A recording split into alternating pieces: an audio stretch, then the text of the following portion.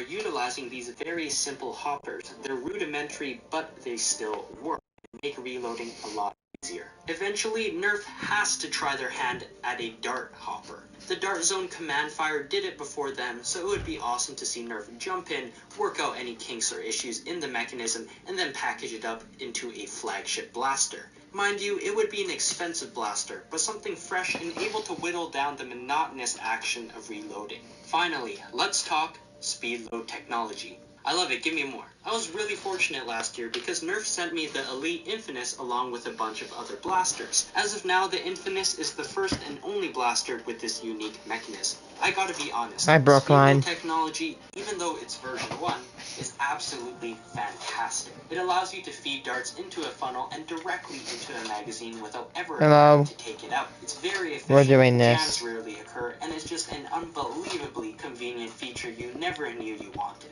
Reloading a mag-fed blaster by taking out the mag and fumbling around with it can be so cumbersome, especially if this happens in a Nerf war. That's honestly the thing I dislike the most about mag-fed blasters. Speedload tech, without a doubt, transforms... Like, yeah, that's awesome, is that darts are a little bit funner to fire. Actually, not really. But I was watching this thing from a previous stream. Like, yeah, I like darts, but they're a pain to reload. That's why I use my Prometheus or Kronos, because a Kronos is nice.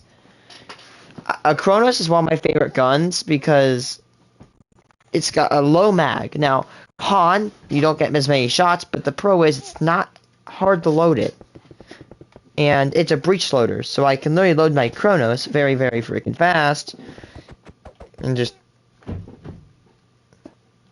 annihilate this.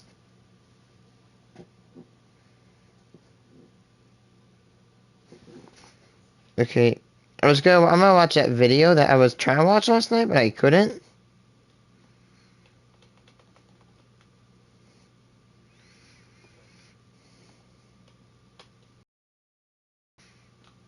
World said there's tornadoes. Let's go back to our attic. And this is how we load the mix-ins into Blue Bunny's loaded treats. Who wants to do the... No. Wow! What a tornado!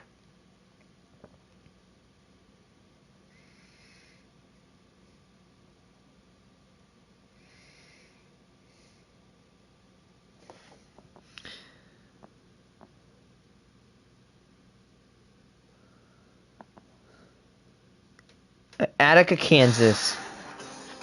May 12, 2004. Fujidit scale 2 to 4. Key factor: multiple tornadoes.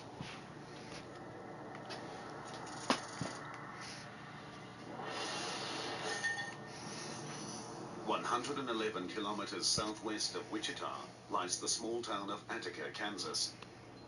Just over 600 people live here. It's a town you could easily miss. On May 12, 2004, a tornado didn't. On that day, the blue skies over Harper County filled with storm clouds. Shortly after 6 p.m., Dan Smithheisler heads into Attica.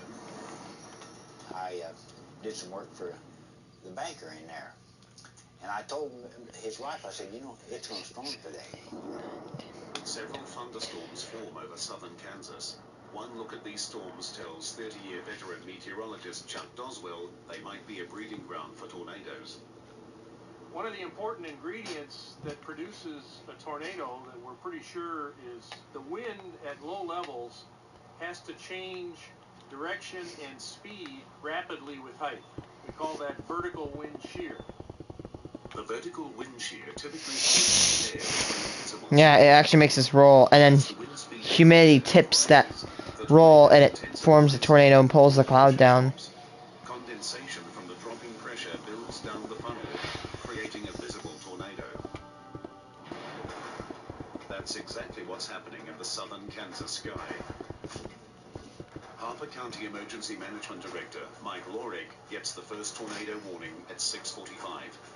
And when they start giving us those warnings, we listen and we say, hey, we need to start warning our public from there. We do not know if this is going to be an F0 or it's going to turn into the monster. In Kansas, meteorologists carefully follow the thunderstorm as it tracks towards. About 7:25 in the evening, a F2 tornado had made it to ground right up here just on this hill. The path of it was right across here. As Lorik watches in astonishment, the tornado tears the roof off a home directly in front of him. Oh my God. Oh my God. The whole house came apart. God. This act of violence is just one of many. The angry skies over Kansas are far from finished. We thought, okay, hopefully. I saw a video of the Eli tornado that ripped an entire house whole up off the ground. After the NWS and Canada saw that, immediately upped to an F5. And one other startling fact, the storm is producing multiple tornadoes. Outbreak. Professor Yvette Richardson seen a supercell create more than one tornado before. It can be a very dangerous situation because often people will be looking at the main tornado and feeling that as long as they're far enough away or they've taken cover that they should. It could spawn satellites or safe. subvortices. Her team and others report seeing 16 tornadoes. They vary significantly in size and power. The biggest is an F4, roughly 160 kilometers per hour faster and with corresponding wind force about 3 times larger than an F2. The F4 heads straight for Dan and Donna Smithheisler's home. I was listening to the radio and the TV, and they had exactly pinpointed. They knew exactly where it was at. Knowing a tornado's path gives potential victims an average of 12 minutes warning, enough time to save their lives. The Smithheislers get the warning, but Dan ignores it. Mesmerized by the golf ball-sized hail that often precedes a tornado, he refuses to join his wife down in the basement. That scared me, and so I started screaming at him to get down, and the dog would not come down. He said, well, Sugar won't come. And she was going in the door, out the door, in the door. Dogs are smart. They know.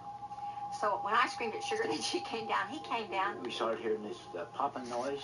Well, we had a rack of canned goods over there. Before. And those cans were popping from the pressure change. I can't even. It sounded like popcorn going off over there. The tornado batters Dan and Donna's home with winds estimated at more than 322 kilometers per hour. So that's when I got hit on the head with cement or something, you know. I can still hear myself groan. All of a sudden, you're just going to, like, go with it. And that's where I was when he said, we're not going to make it. And that woke me up, and I said, oh, yes, we are. Is that their home? Really hard. The savage winds rip. That's an F5 damage.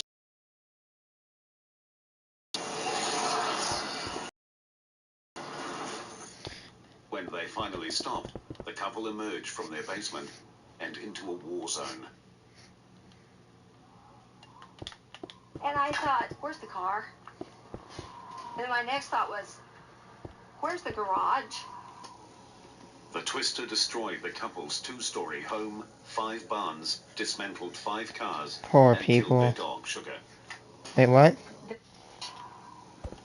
The twister destroyed the couple's 2-story home, 5 barns, dismantled 5 cars, and killed their dog, Sugar. No. The terror down there was the worst part. The terror. The Smithheislers are lucky to be alive. With estimated wind speeds near 400 kilometers per hour, the F4 tornado easily destroyed their home. But even the earlier F2, with winds estimated at 240 kilometers per hour, was capable.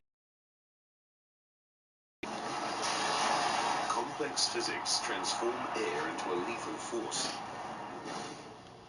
A concept scientists are laboring to understand. What we are trying to do is simulate the tornado as best as we can. So we're actually comparing the wind which we generate here with the measurements made in the field. And the match is pretty good. Sarka's tornado simulator is the first of its kind in the world. It uses dry ice to create a visual display of the wind inside a vortex. His machine can produce tornadoes up to 1.2 meters in diameter and 2.4 meters tall. It can reach peak wind speeds of 86 kilometers per hour. When combined with scale models, he's able to replicate damage much larger and faster tornadoes inflict on homes and other structures. Normally, a portion of the roof fails and create a hole in the building, which then the flow starts getting inside, which then creates more load on the walls, and eventually those walls start failing. Sarka's experiments conclude that the destructive force of circulating wind in an F3 or stronger tornado is at least 3 times more powerful than straight. Yeah, actually, that's actually a really good, interesting thing. Another thing you could think about it is imagine it's like twisting the cap of a bottle. Actually, if you put your fingers in putty and you twist it, it's gonna cause it to contort and destroy itself. Just like, you know, if you stick a knife in meat and you twist that knife, it's gonna rip it up. Now, if you imagine air just spinning, if it's something like this of a building, it's just gonna rip it up extremely efficiently too. I get that. Winds. Since few structures in Tornado Alley are designed to withstand even an F1's winds, this is stark proof that even the weakest tornado is capable of causing damage. The residents of Attica were thankful to have survived the fury of the 16 tornadoes that struck southern Kansas. But when a single F4 twister strikes a small Texas town, its bizarre behavior and surprising power threatens to destroy the entire city. And later, a mega tornado strikes a major American city, something experts say will happen. In 2004, a single Kansas storm produced a swarm of tornadoes that ravaged homes, destroyed property, and terrorized hundreds. I was... The power and damage of that outbreak was far surpassed by the stunning force and unpredictable behavior of a single Texas twister. Pampa, Texas, 1995. Just go for keep after bizarre movement of the trucks. I was looking on a website known as tornadoarchive.com, and I saw something interesting.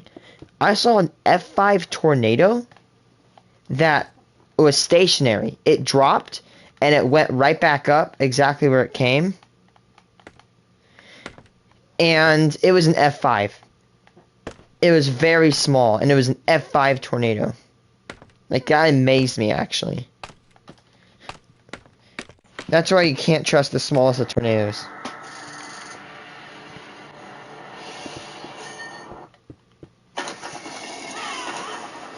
They're literally copying Qbert. The Hero Wars mobile ad is copying Qbert.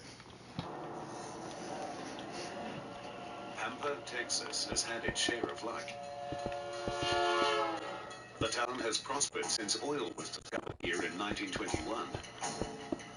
Today, 17,000 residents work the hard soil, farming, mining.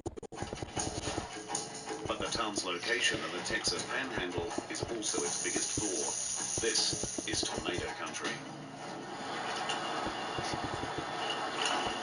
On the afternoon of June 8, 1995, Pampa's light ran out.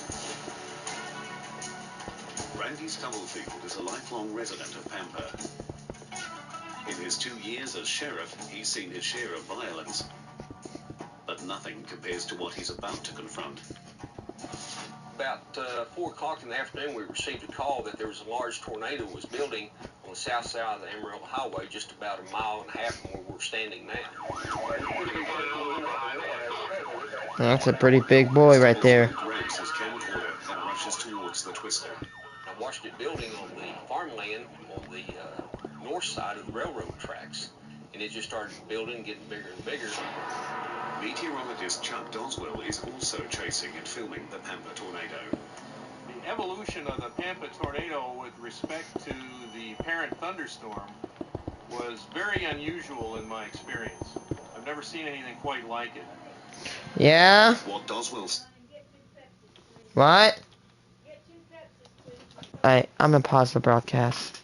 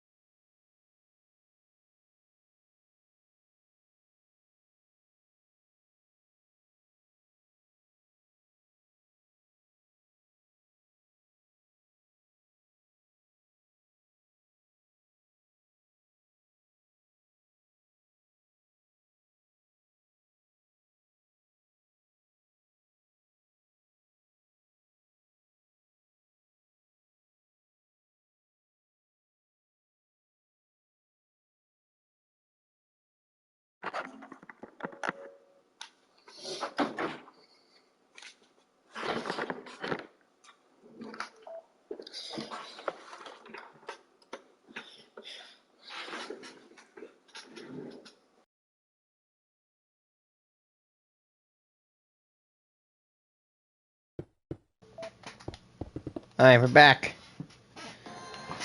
What Doswell sees is remarkable.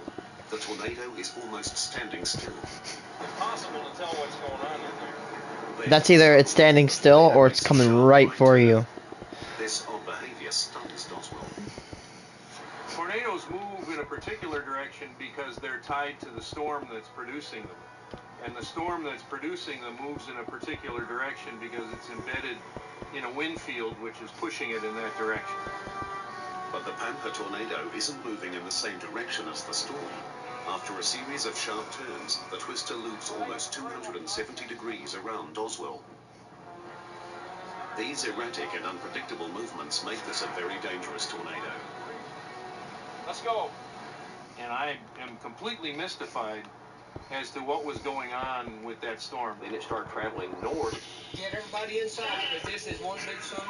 And hit a industrial complex. I will say a major story. I remember, I don't even know if it was the Washington. I remember when I was on my Xbox, and I was in my living room, or my sunroom. My mom comes bursting in to my room, my sunroom, and she's like, dude, we need to get to the basement now. I'm like, what's going on?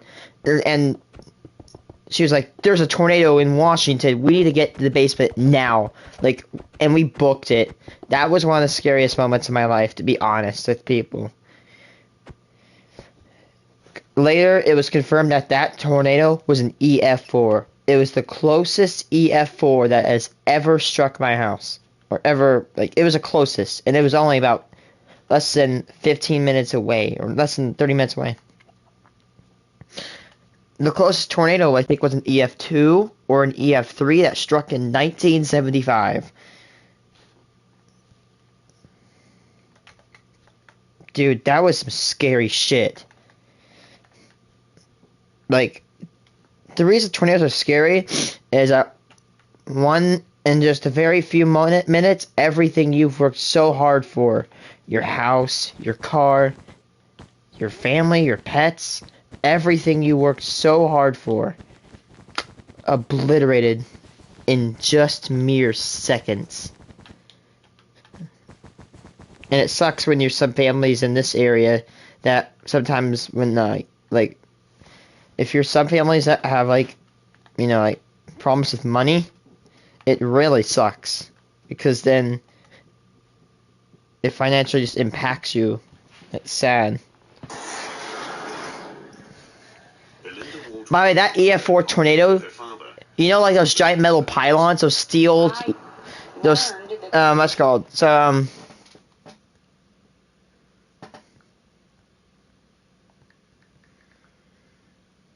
steel tube tower. So yep, exactly what I was thinking of. So these towers right here, like, actually it looks very, very, very close to this. Like, these towers that you see right here, that tornado bent a tower like 5 to 10 degrees and permanently damaged it, where they had, I think, to, like, fix it. And for a tornado to do that, that's pretty strong. It almost took out a power pylon. Wait, do I have a... Oh, no. God, those subscribers, I'm getting some crazy right now. And then an explosion. The vacuum just took me up off the floor and slammed me into numerous things and was pulling me backward like... Apparently tornadoes sound like 100 freight trains going by at once. You're going to see some vehicles going into the air.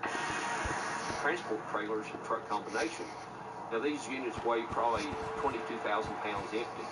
These were sucked up and in the tornado and were going around and around. The worst projectile is probably like 2x4s. They're very light, and they could be absolutely chucked This is a massively powerful twister. by tornadoes like these. One that has Belinda Waldrop trapped in its ferocious grip. When I was in it, everything's dark and I just Yeah, have to keep my it's eyes bad. closed to protect my It's eyes. really bad when it starts throwing debris. Talking to myself, thinking, well, this is it. And at that time, You know, I just had a feeling what would I have to say relate debris to? Imagine, nothing you can do. you know, an AA-12, you know, like an automatic shotgun. Imagine about 10,000 people are firing an AA-12 at you, and that's what you have to survive. Probably at least 5,000 to 10,000 AA-12s being shot at you. Like, there's just no way you're gonna avoid it. Yeah.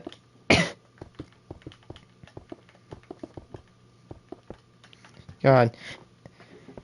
Since 1950, there have been 17. Since 1950, plus the tri-state tornado, there have been 17,000 people killed in my country, which is actually relatively low. It is nothing when you like go into depth about like what's it called, like, you know, cancer or heart disease. It does. Those numbers are nothing compared to that. Which I'm glad. I'm very, for anybody right out there that listens to warnings, I'm very proud of the fellow Americans that, you know, follow the warning system. If the warning system were not in place, we could probably be at 100,000 people dead, probably maybe like 200,000, even more. But no, we have warning system. And to those people that spend time away from their families, just what's it called, doing the weather and calculating storms and saving lives, big thank you. And like, I would shout you out, man. Like, thanks for helping people save lives. Just, I know it's weird, just wanted to say that. There's no way you can, you know, make it go another direction or anything like that. And it was just a sick feeling. That dropped me out here into the parking lot and just dropped me on my back, and I could see the cloud and the tornado. It looked like a white ghost just going up and taking off. Belinda's encounter with the tornado is over, but Randy's is just beginning. But when I realized he was going to go into the city of Tampa, Stubblefield jumps back into his car and races down the road, directly into the path of the tornado. one of my deputies gets on the air and says, watch out, you're too close. You know you're too close when debris starts coming in the car with you. I had my windows down and the trash from the circulation was coming into the car with me. It's going into the city at this time.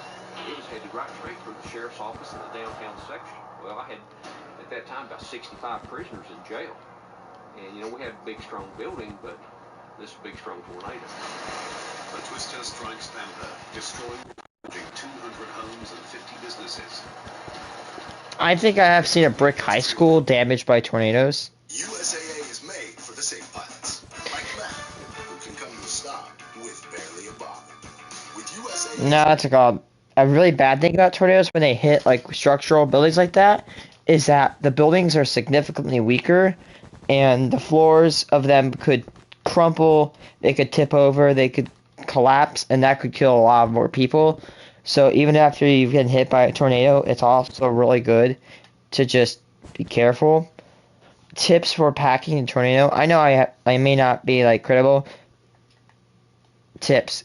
If you have one, get a four-wheeling helmet. A four-wheeling helmet with a glass visor or a motorcycle helmet is not the best like for the visor, but it's better than nothing. If you want to wear a set of safety glasses under that and some headphones, another thing you could do is maybe, I've never thought about this, but maybe you could put a harness and attach yourself to a pipe. But I wonder if that would rip you like rip your body in half. But I will say, hang on the pipes or get in a bathtub, and 100% get to the highest point of your house. It's the best. I'm just kidding. Disregard that. Get to the lowest point, and if you don't have a basement, and if I'm not wrong, get to the interior shelter, and if it's really bad, get to a lowest ditch and cover your head. Duck and cover while hanging to a pipe. That's what I follow. Oh, and bring shoes. Shoes are amazing because you will not have to step on nails and boards that are splintered. Park have ripped off their foundations. Belinda is badly injured and in shock. Of course, I was just stunned and numb. I really couldn't feel anything. I felt like my legs were probably broken. I couldn't get my bearings because there was no building. There were no landmarks that I recognized at all, and I was just taken back. Fearing the worst, Belinda desperately searches for her father. He was draped over a motor. He looked dead, honestly. He was limp, and he wasn't moving. I managed to scoot over close to him and started rubbing him. He woke up and turned his head, and there was blood, and you could just see this white eyeball. You could just terrified look, and I'll always remember that, just stark. And he immediately said, help me up, and I can't help you if I can't get up either. Emergency workers rush Belinda and her dad to the hospital. Both are in serious condition. 5 other residents also suffer injuries. Miraculously, there are no deaths. Nice. Thank you, NWS. Experts study Stubblefield and Doswell's remarkable footage. To tumble a 2 or 3 ton pickup truck along the ground and hoist it in the air. Holy Christ. Incredible wind speed, probably in excess of 150 miles per hour. Dave Llewellyn researches the strange and complex forces at work inside tornadoes. In a tornado, the wind is not just swirling around. It's actually spiraling strongly inwards. Llewellyn believes that once an object like a vehicle is airborne, it can be slammed to the ground by powerful center downdraft winds, then hurled back skywards by updraft winds. Yeah. Another thing is, if you look closely at some tornadoes, you'll see a giant gush of air going across the ground and they go back up into the tornado. That is called rear flank downdraft, and what it is, it's a powerful jet stream sucking things up, so if something is caught in that jet stream, it will pull it and suck it into the tornado, making the tornado even more lethal than it already is.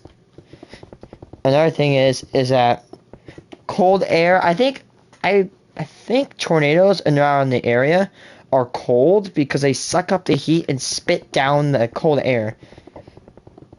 If I'm not wrong. This brutal cycle renders the debris unrecognizable before it's finally spat out as a high-speed missile.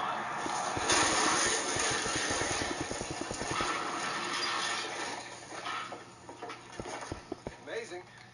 That was 4,600 pounds burned to the crane. Scott Schiff and his team at Clemson University are studying the damage a tornado-hurled car can do.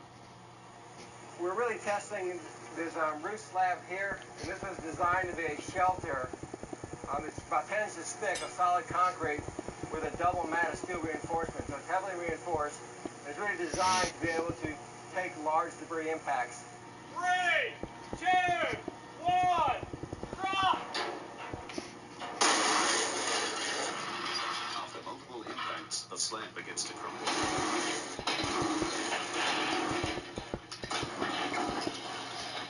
So after that last impact, we now have a permanent deformation in the slab. That rebar that's down under that bottom mat there started to yield under the load, and we started to see some more concrete falling down below there. To counter multiple impacts, Schiff is designing a steel mesh net to catch loose debris. If that works, it will be a huge step forward in tornado protection. We have this simulation of an F5 tornado. What we're looking for is that we are safe during the event and right after the event. Despite the Pampa tornado's unpredictable movements and incredible power, no lives were taken. 608 kilometers away, another Texas town isn't so fortunate when a massive F5 twister turns tiny bits of dirt and wood into lethal weapons. Right. Why is this one? And later, a mega tornado, one that scientists believe could destroy a major American city. What is that mega tornado? Oh, Reno? The powerful F4 Pampa tornado tossed trucks, destroyed buildings, and threatened the lives of hundreds. But just one notch up the Fujita scale, an F5 twister turns into a killer. Its weapons, specks of dirt and splinters of wood. Gerald, Texas. Fujiya scale 5. Key factors low vertical wind shear, same effect.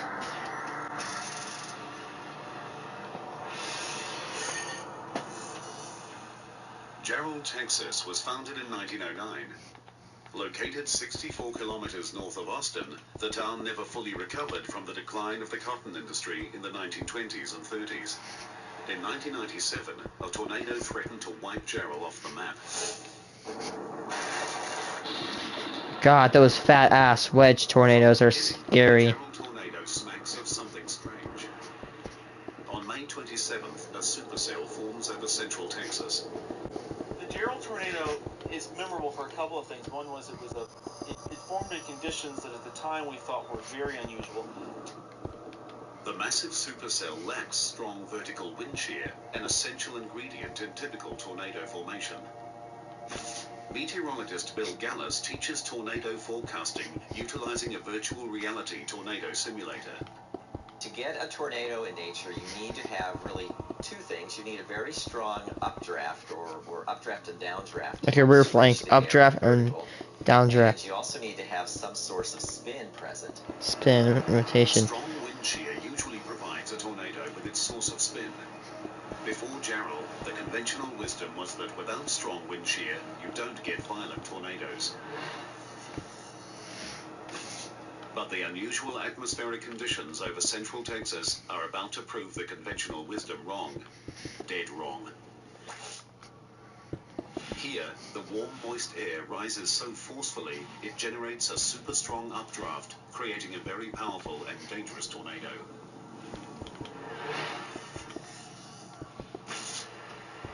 As the skies blacken and the winds rage, LaDonna Peterson and her 8-year-old son leave their mobile home for the safety of her mother-in-law's brick house. Anything F2 or above will completely obliterate a mobile home. Another fun fact is that, if I'm not wrong, less than 1% of tornadoes cause deaths. I'm an idiot. Less than 1% of tornadoes are EF3 or above. I found out statistically EF4s have actually killed the most people, if I'm not wrong. But this is the and it's not EF5s. The reason is that I think over the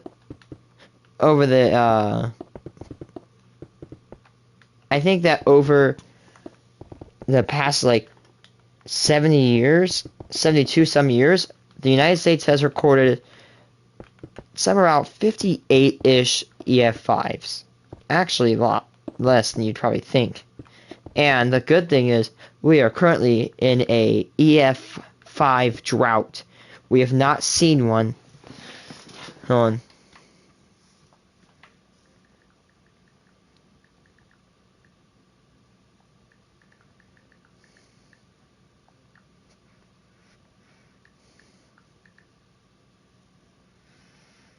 on, let's go.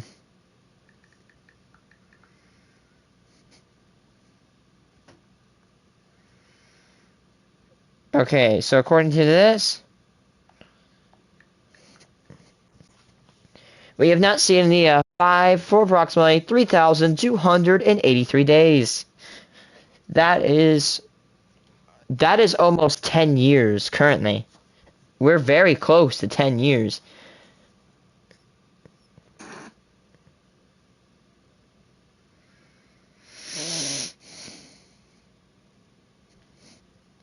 Wind shear usually provides.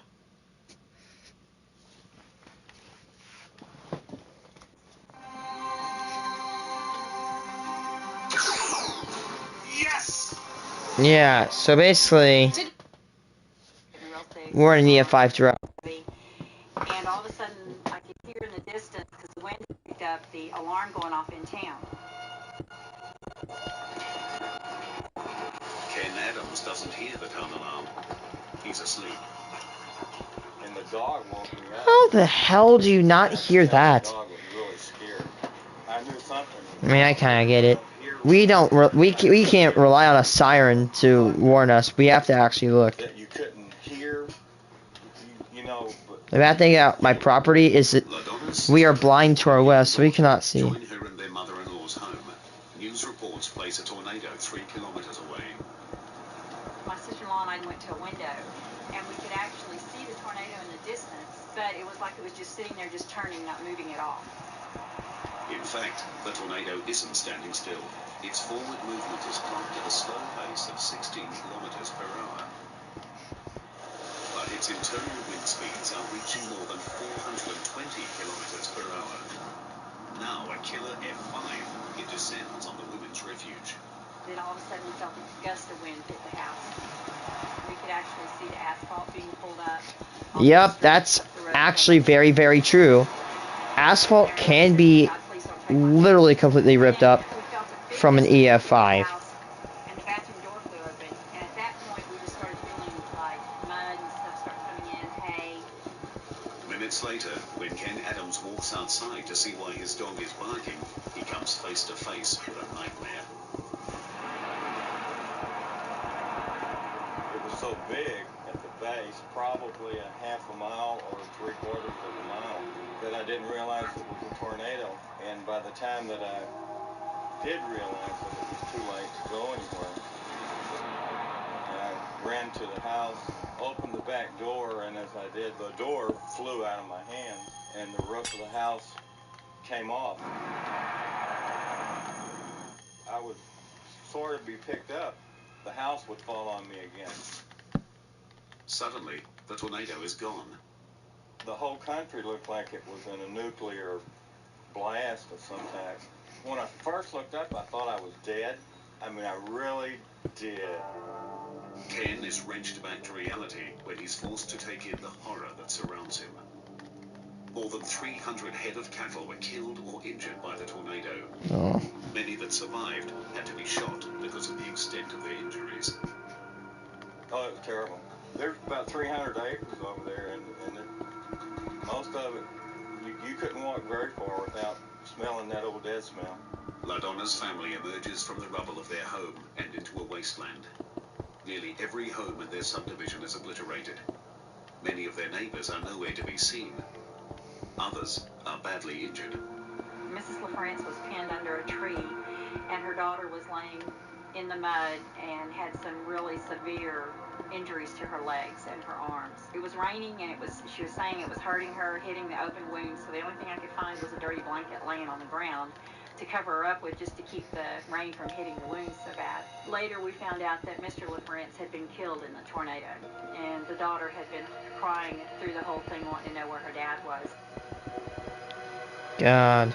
27 people died that day. Half were children. Entire families killed.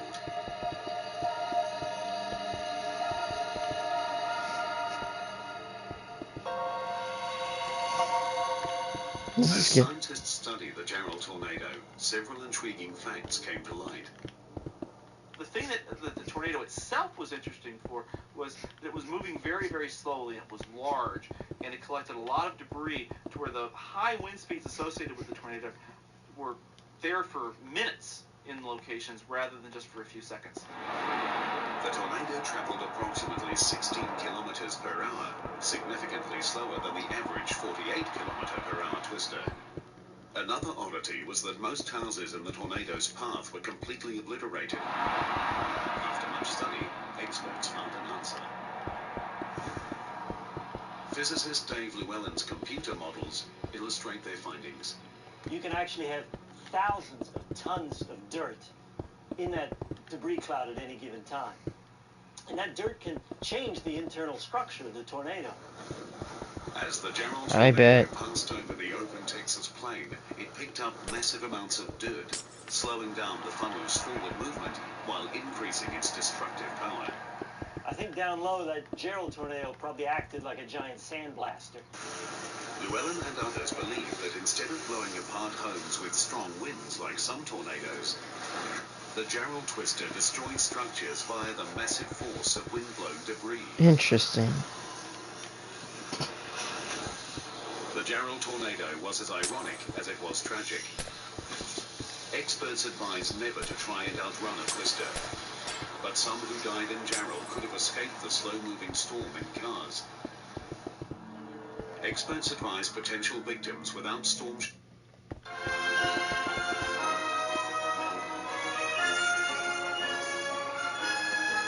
What's that place? Bomb shelters to hide in interior rooms like closets or bathrooms. But some in Jarrell did exactly that and died anyway when their entire home was swept away. Still, because no two twisters are ever the same, experts advise that the best option is an underground shelter or safe room built to specific codes. The Jarrell tornado changed the way experts watch for twisters. They now view storm systems with low vertical wind shear as possible violent tornado producers. But no amount of vigilance or insight could stop the deadliest tornado in US history from The tri-state. And later, a mega tornado unseen in modern times threatens millions. The Jarrell Twister killed 27 people while changing the way experts keep vigil for potential tornado-producing storms.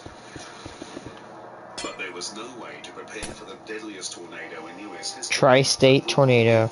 That tore through 3 states. 695 people killed. 4.5.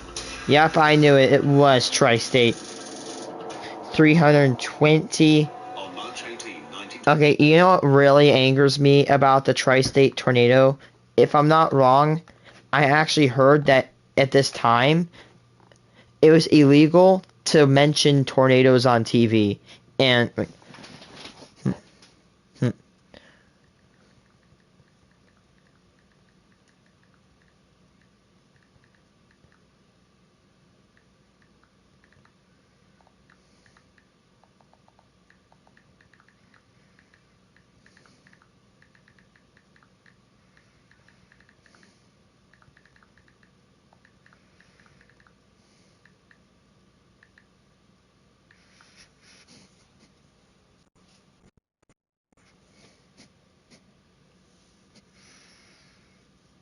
Yeah, there is no such thing as a tornado watch.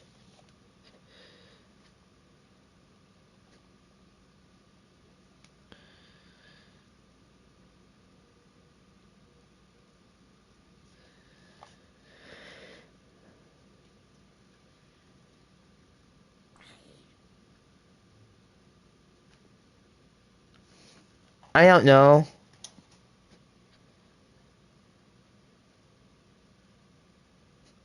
Yeah, there was no mention of a tornado danger because regulations prohibited such a prediction. The reason they did it is to prevent hysteria. But then you can still talk about nukes. But again, nukes weren't made at that time. That is the dumb... That's like saying it's illegal for me to tell you that there's a fire in the building that we're sitting in. Like, dude, what is... America has the dumbest laws ever. Whoever proposed that law, you are an actual dumbass. Like, an actual. Like, you're an idiot. I don't care what world we live in. You need to be able to warn someone of a danger. And tornadoes are a significant danger. And because of this idiocy, it cost 700 innocent people their freaking lives. 700. That's a lot of people.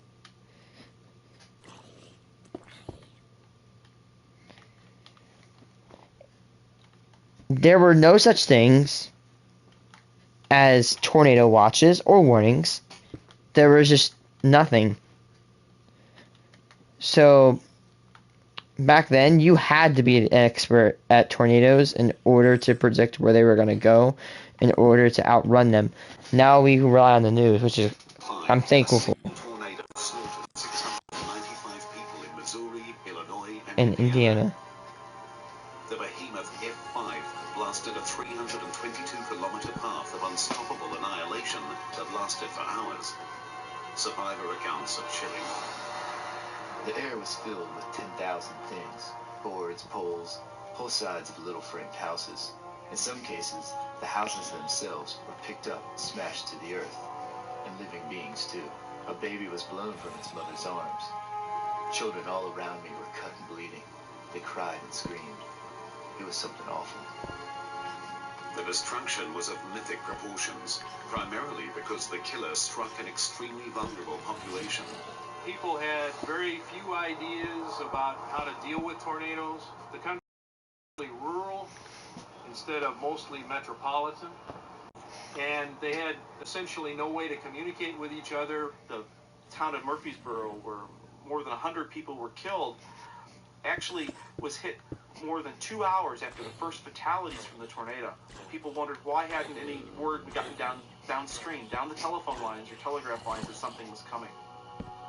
In 1925, several million people lived in small rural towns throughout Tornado Alley. Today, tens of millions call it home. Modern communication means better warnings, but evacuating a major city before an F5 strikes is still impossible. On May 3rd, 1999, the people of Oklahoma City faced the worst F5 in modern history. More Oklahoma. This city got hit by 2 EF5s. One in 2013 and one in 99.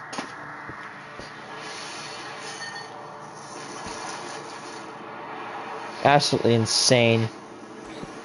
The May 3rd, 1999 tornado that went through Moore in southern Oklahoma City was one of the most damaging in the history of the United States, no matter how we look at the data. Late in the afternoon of May 3rd, 1999, weather forecasters in Oklahoma carefully track multiple supercell storms, and then the tornado reports. This tornado is insane. It started out as a little weak rope and then grew to a wedge in under 5 minutes. We had been watching the coverage for hours. He said it just kept building. Which is why this tornado is really good to study to see how deceptive these things really are. And growing. Weather trackers watch in awe and shock as multiple storms produce multiple tornadoes. Large tornado, very large tornado. No, I can't. Just about every thunderstorm cloud that formed eventually produced a tornado at some point. And there were times. Oh wait, I'm talking about the wrong Moore, Oklahoma. 2013's turned from a rope to a wedge. I don't know really anything too much about this one. Separate tornadoes within the same storm system. At about 6:25 p.m., a large tornado touches down just outside Amber, Oklahoma. Doppler radar records its wind speed at 512 kilometers per hour, the fastest twister ever documented. This is a monster, and it's hurtling towards Dana Grimm's home. And they had said that it was a mile wide and just ferocious, and it was just destroying everything in its path. With a giant wall of howling wind just 1.6 kilometers away, the sun hide in a closet. That's I remember my son, he bogus. was screaming and crying. He said, "Are we going to be okay?" I said, "We're going to be fine." He said, She's never gonna give it back, man. That sucks. Dana's fear turns to panic when she hears the tornado strike. There was kind of a high-pitched squeal to it. And then, of course, the sound of everything, the windows just blowing out. The house was shaking. We could hear the beams in the roof breaking. The walls just lifted up, and we could feel really cold air rushing. God, I can't imagine the fear that would ever go through my body if I ever encountered a wedge tornado. Those things are just walls of freaking destruction. Can you imagine being in the center of one? I remember just praying that God, man, I have a road that's half a mile long, and these things can be that. Rarely, though. She's paralyzed with fear. And I realized then that I didn't have my son. So I started screaming for him, and he came running over, and it was just a miracle of God, because we were both barefoot. He came running over to me, did not have one puncture wound on his feet. The F5 continues towards the center of Oklahoma City, crossing major highways filled with rush hour traffic. As the tornado hurtles towards them, some people panic. They abandon their cars in a desperate attempt to find shelter. For a few, that decision has fatal consequences. 3 people seeking refuge under freeway overpasses are killed by debris and the sheer force of the wind. Why would you do that? I think, in my opinion, I would rather take my chances hiding in my car. If you're out in the open, of course, I don't have to say this. You literally will get slammed with debris. You will get absolutely ridiculed. In fact, there's a school footage. There's a school footage Andover, and the amount of debris that is just yeeted out of a tornado's downdraft is insane. Like you can't even dodge it. I don't even see if you were anchored down to the ground and you were in a box, it would still puncture. Like I'm talking like a steel box. Stranded cars block escape routes for many others. Shields Boulevard in Oklahoma City essentially became a huge parking lot, and it blocked people from being able to escape the tornado. By the time the F5 dissipates, 40 people are dead and nearly 700 injured. My wife worked in the hospital in Norman. You know the scary. You know what the biggest challenge of is with escaping tornadoes is idiots along the hysteria of trying to escape it. That's the most dangerous thing about tornado chasing from like a lot of chasers is the what's it called? I can't remember what it's called. Oh yeah, the commute. It's because all will be going fine until some stupid driver blocks you off. You don't know what the road's made out of, so it might rain and the what's it called, and the road might be clayed up and all that stuff. You get what I mean? Acres of wood look like pincushions from so much wood. Awful things. Many survivors suffer multiple painful wounds from being impaled by debris. Cheryl Brown studied the injuries and deaths in Oklahoma. There were also injuries that were related to debris being embedded inside the body. All the way from small splinters to very large objects such as 2x4s. 2x4s. Many survivors suffered debris-related injuries because the tornado destroyed so many homes. Christ, it's gotta be. Material into the air. The Oklahoma twister leveled nearly 3,000 houses and structures. 3, 2, 1, fire! Oh my God. 3 miles an hour.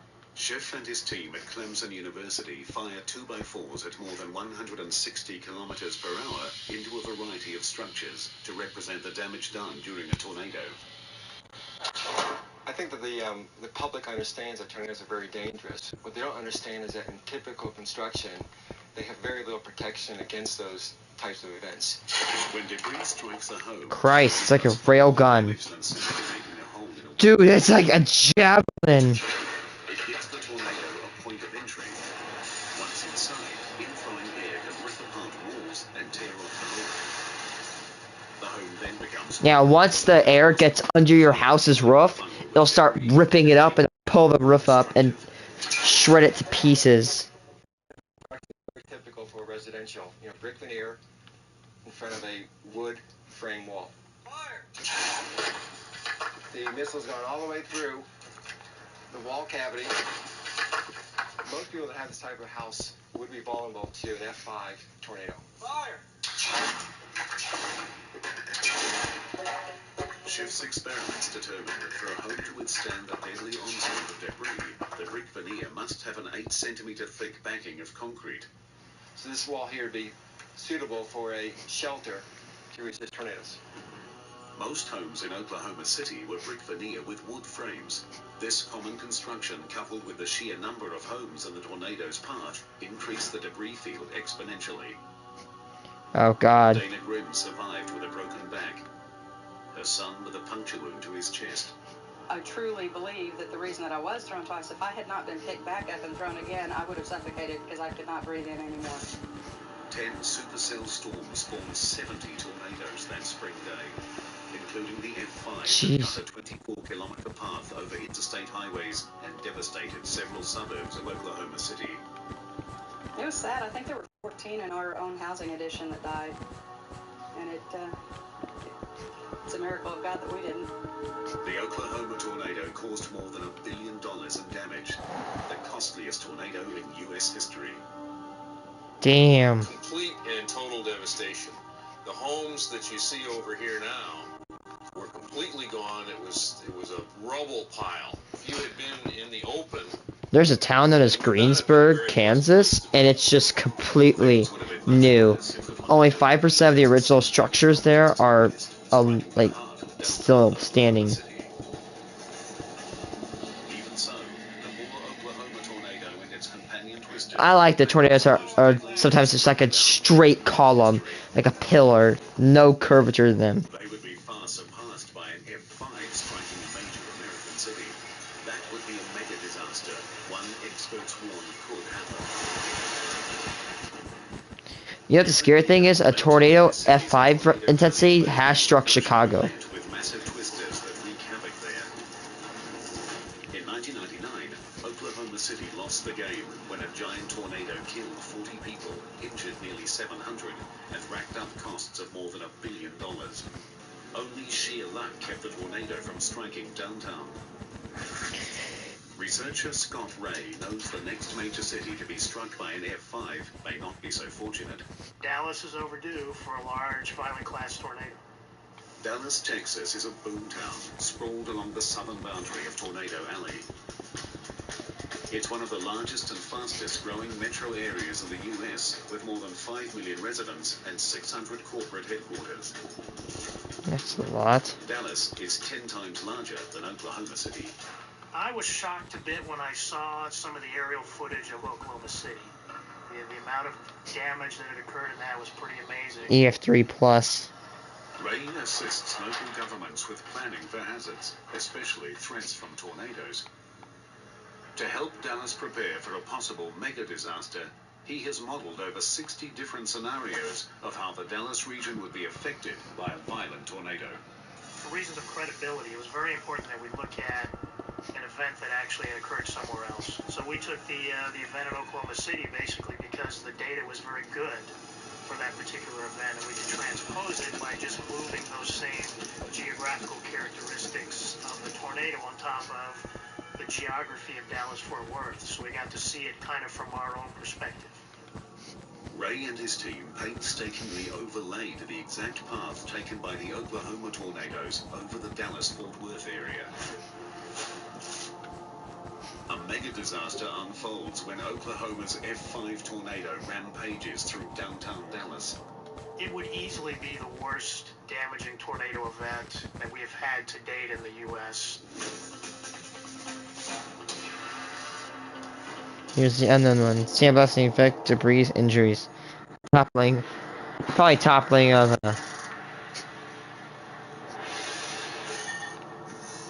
Ray's nightmare scenario begins as a supercell storm forms over north-central Texas.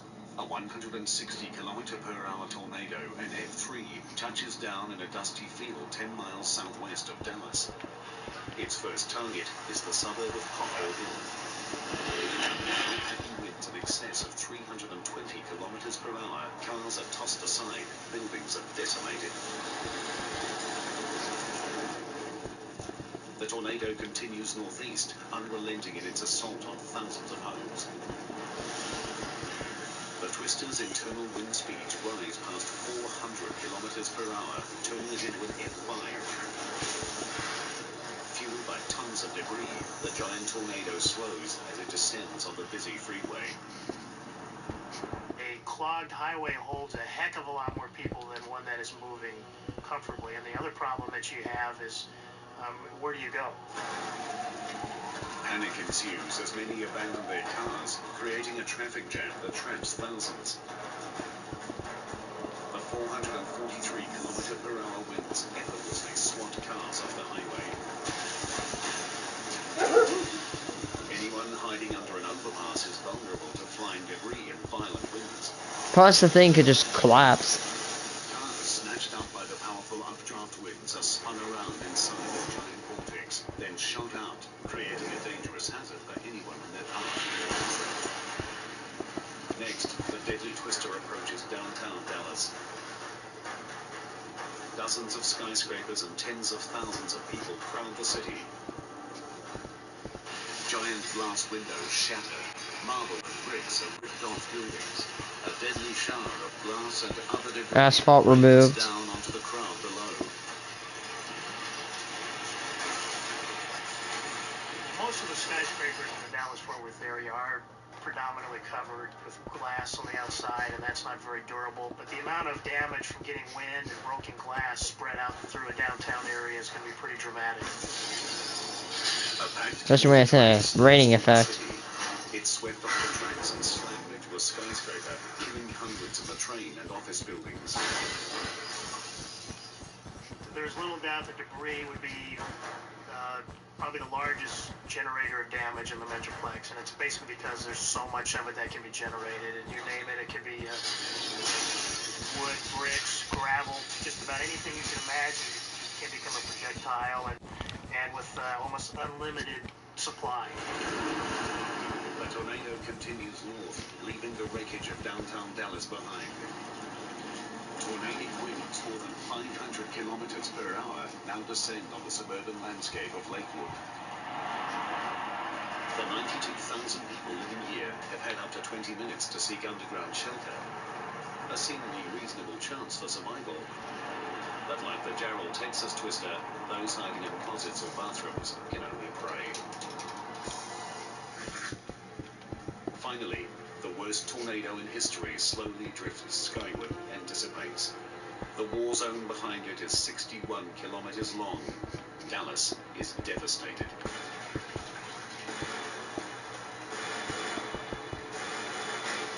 I don't think there's any way to really sugarcoat an event. It's going to be difficult to deal with regardless. So there's going to be What's this video posted? 19. Actually, these guys are somewhat true. A little bit true, but a little bit false.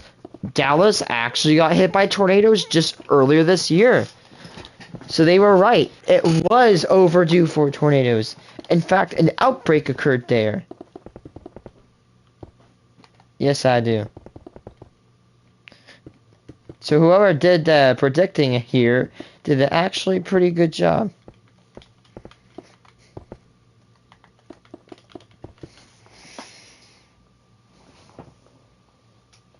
Total damages approach $5 billion. Tens of thousands are homeless and scores injured. The death toll is unknown. Fatalities are difficult to really quantize because they involve people making decisions. And there are good decisions that can be made, bad decisions. We don't know what decision they're going to make. The best decision city planners can make is to prepare with multiple underground shelters, rehearsed evacuation plans, and a vigilant public. But even that won't likely be enough. I think it would pretty much be impossible financially to build a city that could really survive violent class tornadoes or any scenario like that. With increasing populations in major metropolitan cities throughout Tornado Alley, science is in a life or death race against time to understand one of Mother Nature's biggest secrets. Wait a second. In an ideal world, we'd have radar or other instrument measurements on Wait a every second. tornado that occurs. In the practical world that we live in, that's just not going to happen. Okay, this storm in the next hour is going to produce this type of tornado. But we're just not there yet, and it's hard to say when we'll be there. We've certainly got a ways to go. Given the limited ability to predict tornadoes, there is a very real cause for concern. Most people think about disasters as very random events that can happen. I'm starting on the third and final segment. That holds true with tornadoes as well. If you wait long enough, something resembling the worst case scenario is going to happen eventually.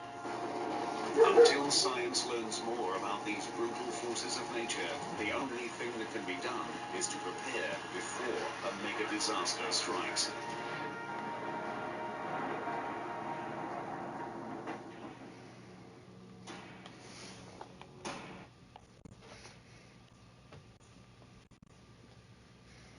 That is it, and it's looking pretty spectacular.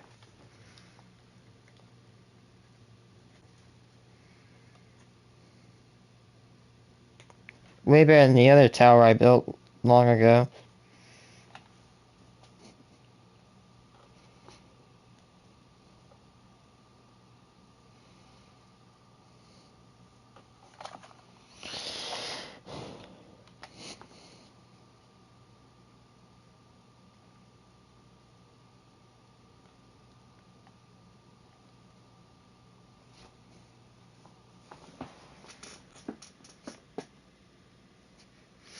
Trash SCP mobile games. Oh yes.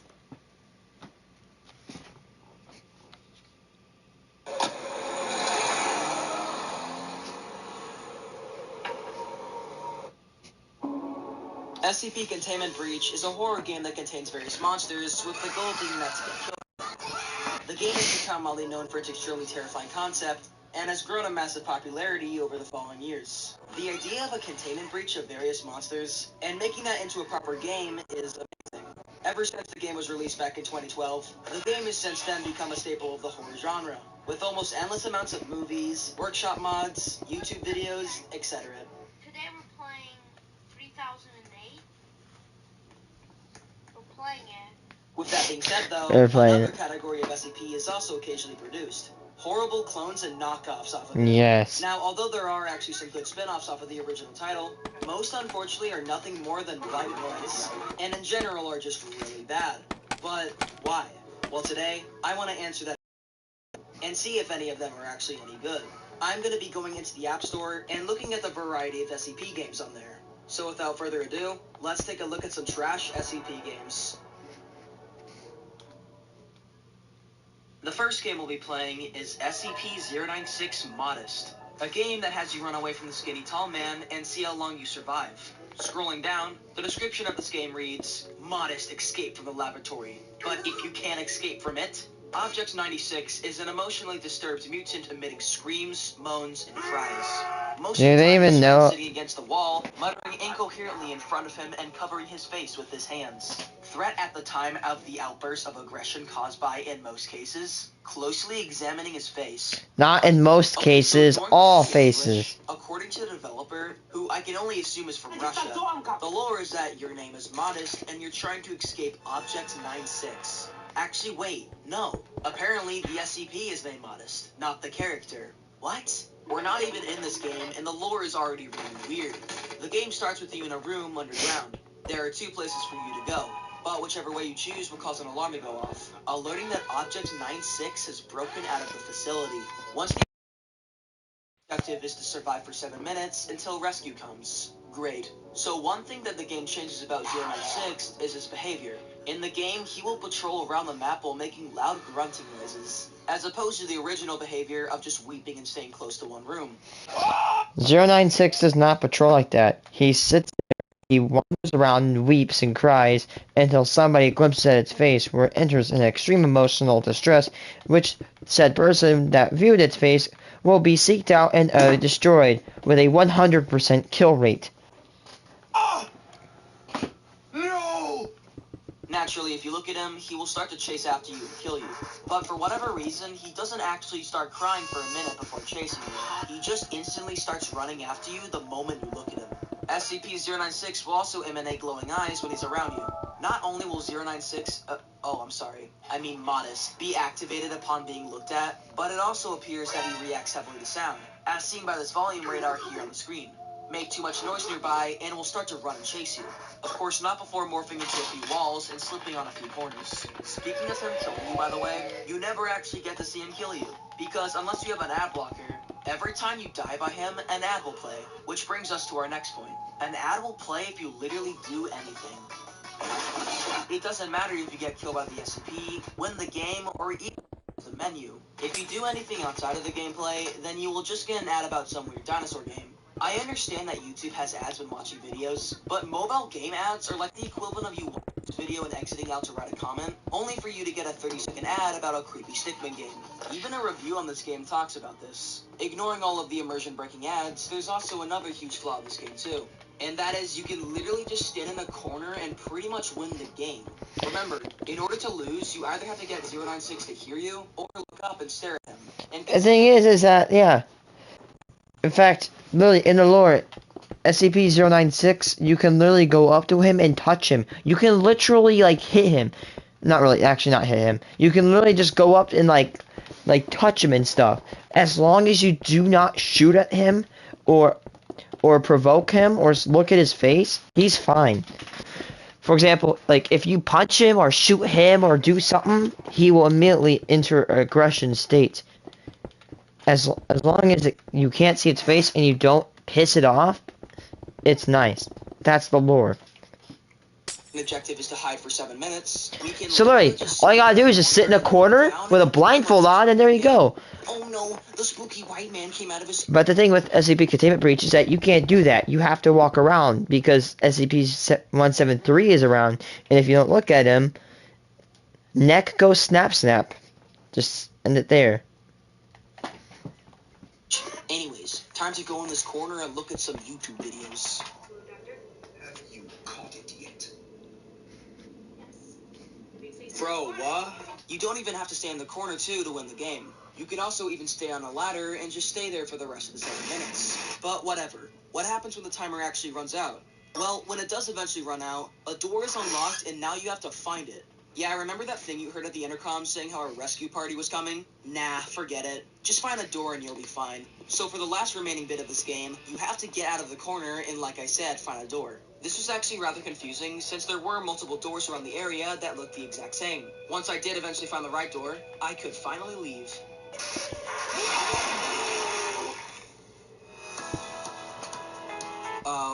Well, as it turns out, you don't actually leave and you just get killed by 096. After that, you respawn where you last were and the game restarts. Yay! Looking at the App Store, it appears that this game has 156 ratings that rounds up to a 4.0. The game is rated 12+, and it looks like it was updated over 2 years ago. Well, that's about all I have to say for this game. Let's move on and see what else we can find. So for our next game, let's take a look at SCP-682, a game that has you run away and attempt to contain one of the SCPs. Looking at the game, It's literally a rat. It appears that this game has just 9 ratings with a 3.7 out of 5. In the menu, it looks as if this game actually supports multiplayer, being able to start a server with a max of 4 players. Naturally, when looking at the server list, I found no servers. Who would have guessed? So it looks like I'll be playing SCP-682 by myself. Grabbing pills. Upon spawning in, I immediately noticed one extreme glitch in this game. You can see your own player model outside of you. You see, upon walking around, it looks as if your player model isn't even connected to your camera, meaning that every time you play an animation, chances are you might see your head from behind. This is extremely annoying, as every time I try to run, 30% of my screen is covered up by my own character. You can even see your player model while standing still. It's strange too, because looking at the preview shots, it appears that the glitch is not present. So I can only imagine it must have been some kind of glitch when the game got updated. Moving on, the gameplay revolves around you trying to run away from the spooky reptile creature. The objective of this game is to try and contain it, and fill up the chamber with a bunch of acid. Why give 682 a bunch of acid? I don't know. The SCP in this game, while not as big as the original version, is incredibly fast and can kill you in only one bite. Every time you die from 682, the screen becomes really janky and it takes a while to respawn, making each death just kind of awkward as 682 just stands still for 20 seconds. The gun that you have in this game won't be able to kill the monster, but it can slow it down as well as having lots of ammo for it. But why do that? Yeah, you can slow it down, but in return you're just standing still too. And even when he's slowed down, he's still running really fast. So what's the point? It seems as though 682 can just detect wherever you are, no matter how far away you are from it. As the moment you spawn in, it's already coming for you at Mach 5. When the SCP is near, the screen begins to shake and the footsteps get louder. The SCP always knowing where you are makes this game unnecessarily hectic, as there's no breathing room to try and hide from 682.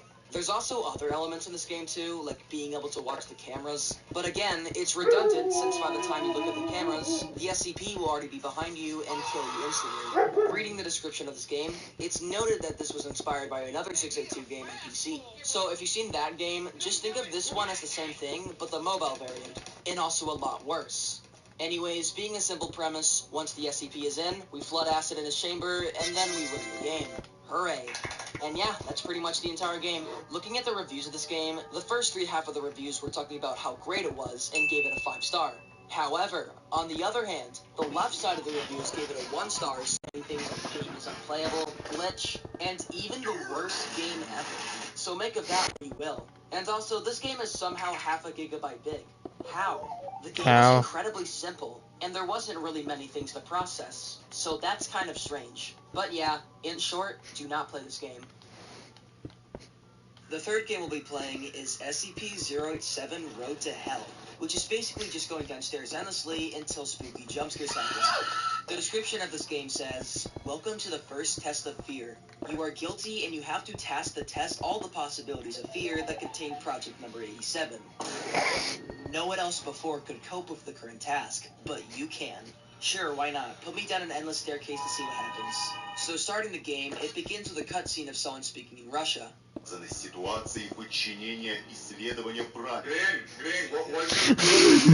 Green, what was your... You can now begin going downstairs, and you proceed to do that for the rest of the game. This being SCP-087, it's already apparent that this is going to be really boring, as the SCP itself is based on an endless staircase. And boring this game was. What makes this even worse is the fact that you walk so slow, and that there isn't even a joystick for this game. So you just end up having one of your thumbs always stay on the screen, and the other trying to control the weird sensitivity.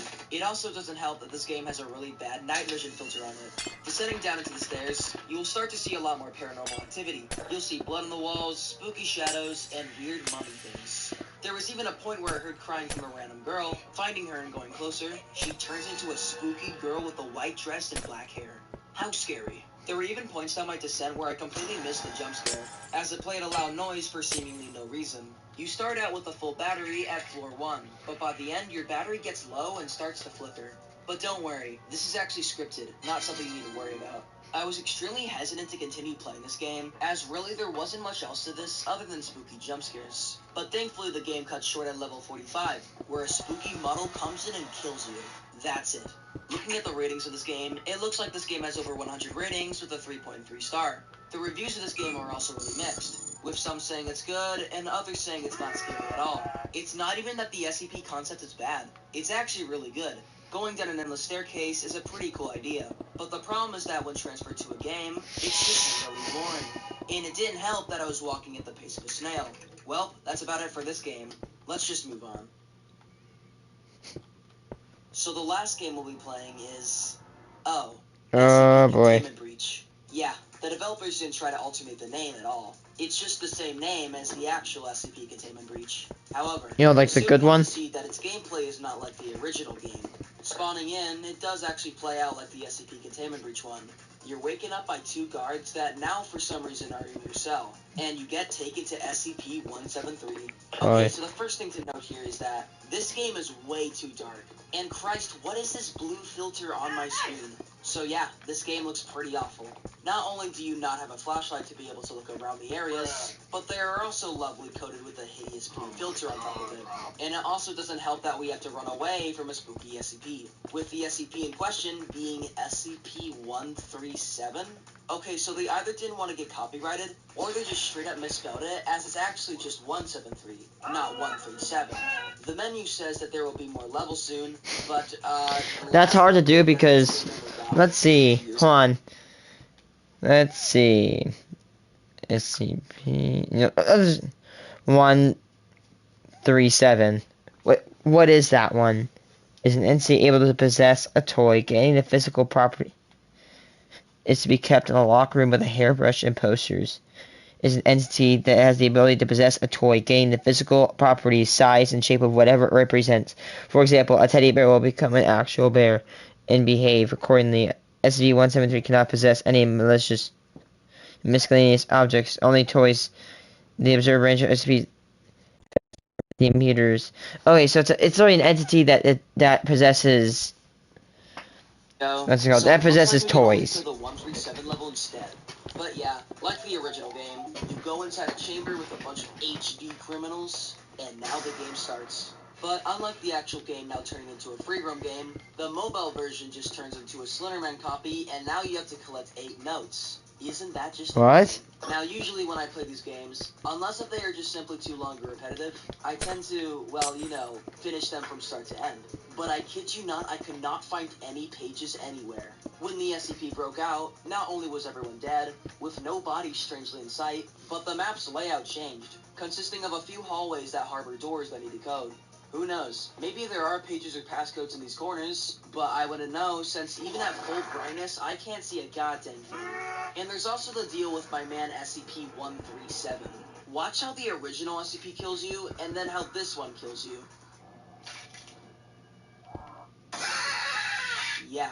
There was a point in my playthrough where I pulled a backrooms move and just straight up walked outside of the map. I imagine there's a little bit more to this game had I collect all the pages, but like I said, I couldn't find them anywhere, nor could I find all the codes to unlock the doors. So yeah, I'm just gonna leave this game unfinished. Don't worry though, you and I probably didn't miss out on anything important. And that's all the games I'll be talking about today. There's nothing really more to be said about these games, other than that they're complete garbage. Not only are these games bad, but it can also somewhat tarnish what the original game was trying to make scary. Even though there were very few SCP games I found in the App Store, all of them were pretty much the exact same. Glitchy, really bad, and all around just not really that scary.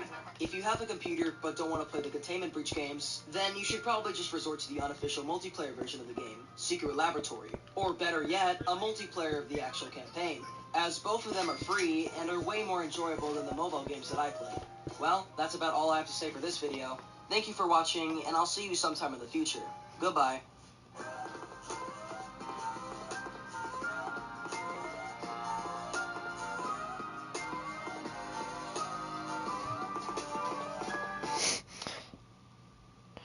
More weird ad games. Oh, yes. More oh, yes. I'm digging myself into a rabbit hole of garbage mobile games. Marge, I should get out of my comfort zone. So I tried this new game, and oh boy, am I in the zone! So back in January, I made a video called Weird Ad Games, which basically dissected all of the many strange mobile games you could find just from the ads alone. So this video is pretty much a sequel to that, except now there's more. Even after how long ago that video was made, mobile ad games appear to have not changed one bit. In fact, it seems that they have gotten worse. Everyone knows about these ads, and it's rather obvious that pretty much everyone hates them. Nonetheless, they seem to still be riding the corpse of the App Store and squeeze as much money out of the game as they possibly can before the game dies. So today, I want to dive into more of these games and just see how bad they actually are. I will be analyzing these games one by one, and also seeing if the ads resemble the finished product at all. You don't have to see the first video I made in order to understand this one, but if you want to see it, there will be a link in the description. So with that out of the way, let's begin looking at more weird ad games. Dude, I remember I hate getting like what's it called, State of Survival ads, because I actually downloaded the game once, like what, less than 2 years ago, but more than a year ago, and it was literally just a campaign, and I quit right there because I got bored. Like, bruh.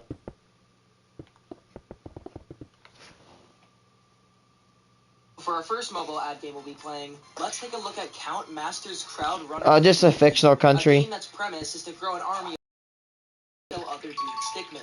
With over 250,000 ratings, it's tagged as number 14 on the action category. How? Which is kind of shocking. So basically, this game is like 90% of all modern mobile games on the App Store, as you start out as just a mere single person, but by going through these doors to either add or multiply your figure, you can now grow your army to the extreme and survive several obstacles. The main obstacle you'll be seeing is a red army that stands in the way of your progress. If you have a number of soldiers lower than the red army, even if it's by one, then you'll lose. There's also a few other obstacles across the level that also try to kill out your army. There's obstacles like saw blades and spinning saw blades. Occasionally there are ramps for your group to jump over, but that's about it. If your army does eventually survive the level, then one of two things will happen. You will either climb up a huge ladder of blocks to see how far you get with your army, or you'll have to end up fighting a huge boss stickman that also tries to kill your army. Before the fight starts, you have a chance to increase your army by a considerable amount, with the best increase being the skinniest one. Though despite that, I ended up managing to click the rarest option anyway, because the arrow is actually not that fast. Once you kill the king, you can take over the castle. Speaking of the castle, by the way, there's also a second game mode you can play alongside going through the levels, Build Mode, which basically puts you on an island where you build your civilization of bleak stickmen. Yay.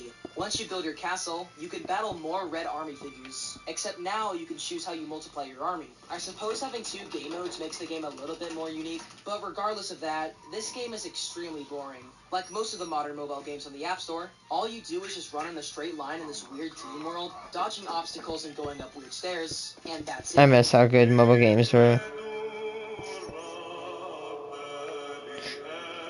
In the menu, you can also find things like skins, microtransactions, and even having the ability to change the color of your figure.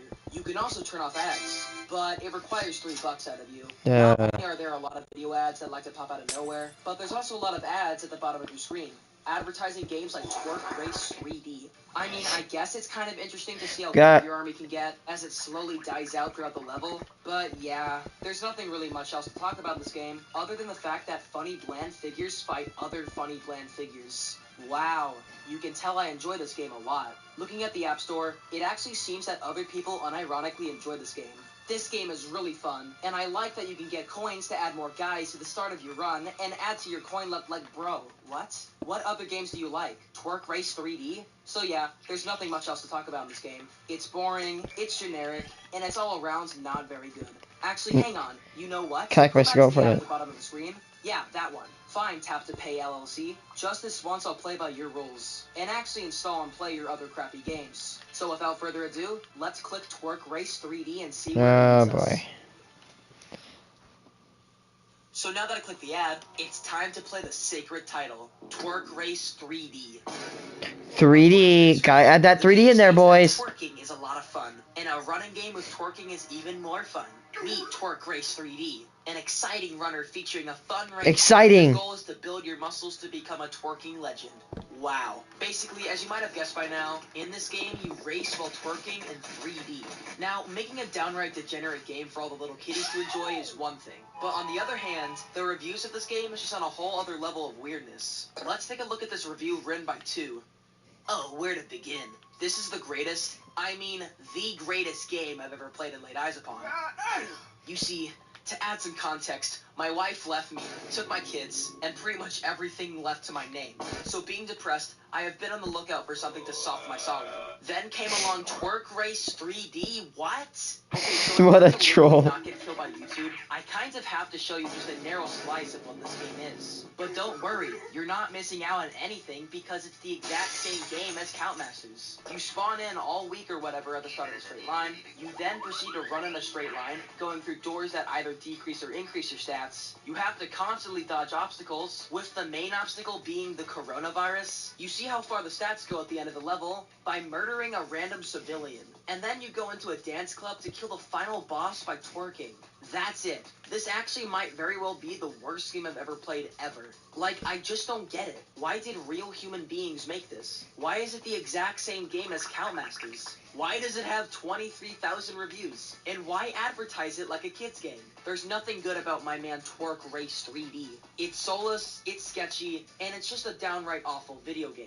I'm at a loss for words. There is nothing more to be said. Screw this game. Get out of my home screen and never come back. Dude, imagine being so low in your life you download Twerk Race 3. Which is arguably 3D. The most advertised mobile game probably in history. Oh boy. It doesn't matter if you're on YouTube or literally any mobile game that has ads. If it has ads, then there will be a pretty good chance that it'll talk about a Ori. But despite being so publicly exposed, I doubt you have ever played it. Which, good by the way, you've done well. Looking at the App Store, it appears that this game, despite being shown to millions, only ever has 43,000 ratings, with the game being tagged as number 5 on the strategy section of the Oh my god, Ebony won't F off, man. I hate that game. The game being a 4.1. But what is this game actually like? Well, looking at the ads, it seems that the game is just getting a random nerd to escape this cave thingy, while also getting a lot of gold in the process. The way ads like Ori get you to play their game is by purposely failing over and over again to make viewers say, "You are so bad at playing this game."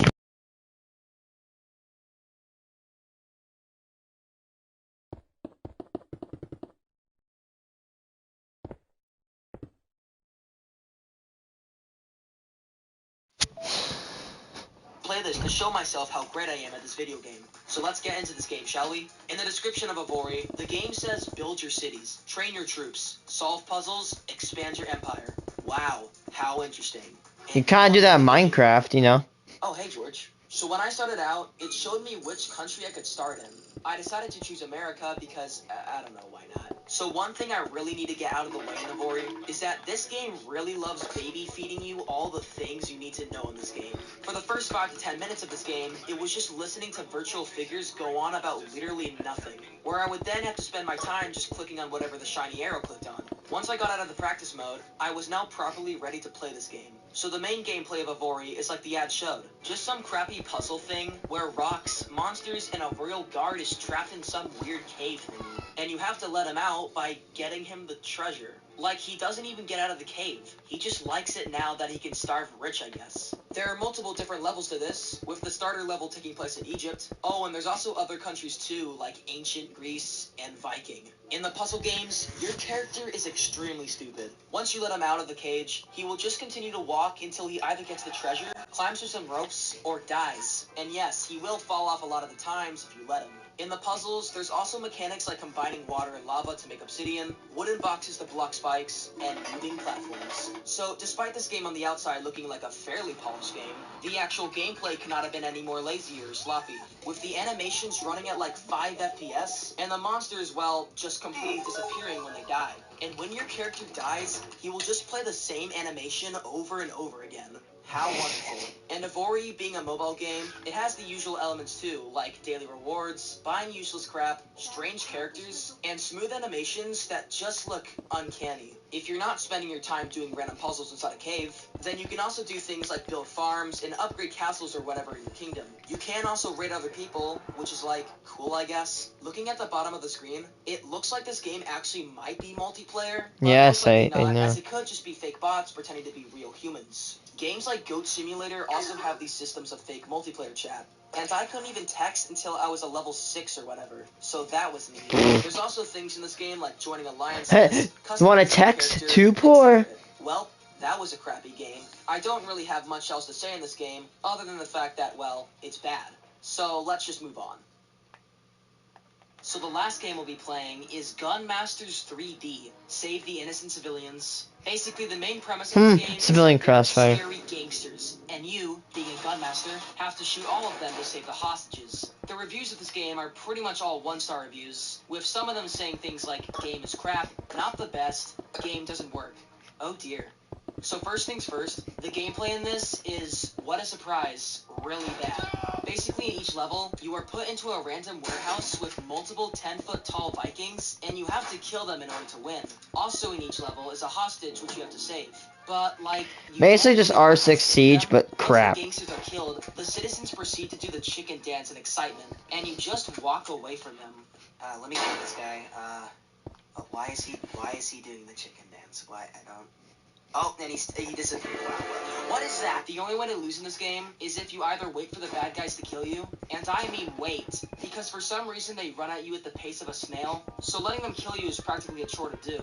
You will also lose the game if you shoot the hostage. The gangsters in this game consist of either shirtless knights with shields, Giga Chads, or randomly huge Vikings scattered all over the map.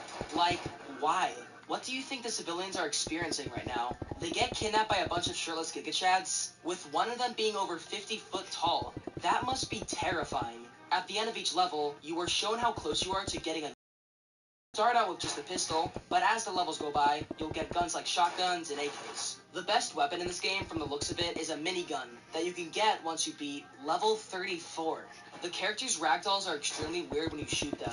Upon killing them, their bodies will occasionally just fly at Mach 5 in a random direction, which is kind of the only pro in this game, since looking at funny ragdolls are always nice to look at. There's also explosive barrels in this game, which can be used to kill a number of enemies. However, by the time you get an AK, the game gets really boring now, as the AK, for whatever reason, has auto-assist. You can get other weapons in this game, like a sniper rifle or crossbow, but honestly, I'd rather not waste an hour of my life playing Gunmaster 3D. Or you can just play Call of Duty. However, it seems that the people that made this game are the same people behind Find the Aliens, which is a game I talked about in the original video.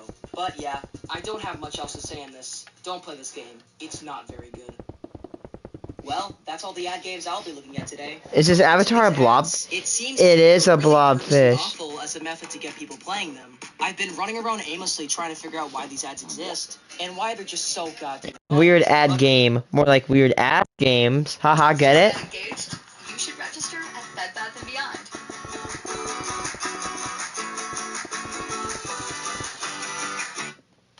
I'm gonna make this later fun.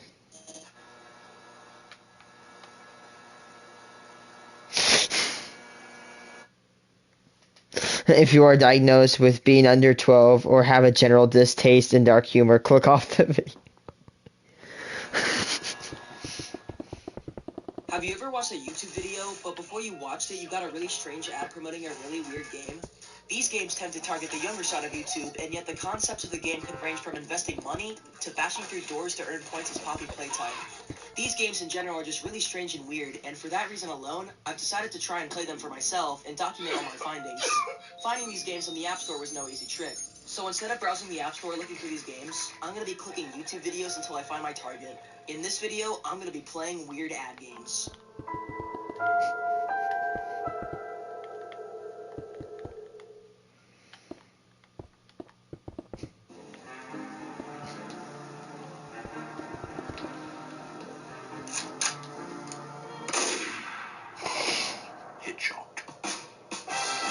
Meet the Squid Game sniper.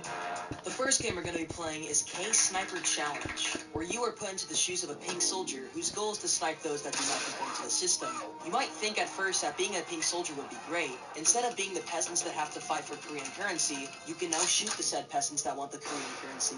But what ends up happening is that you play some of the most boring, bland, and mind-numbingly bad games to exist. You spawn up high on a ledge where you have a general overview of the players. When someone fails at the game, they cast a red outline, meaning it's time to shoot them. This is basically the entire game. On the App Store, this game has managed to get over 14,000 ratings with an overall 4.7. For some reason, I imagine for replayability, this game offers a ton of cosmetics and microtransactions.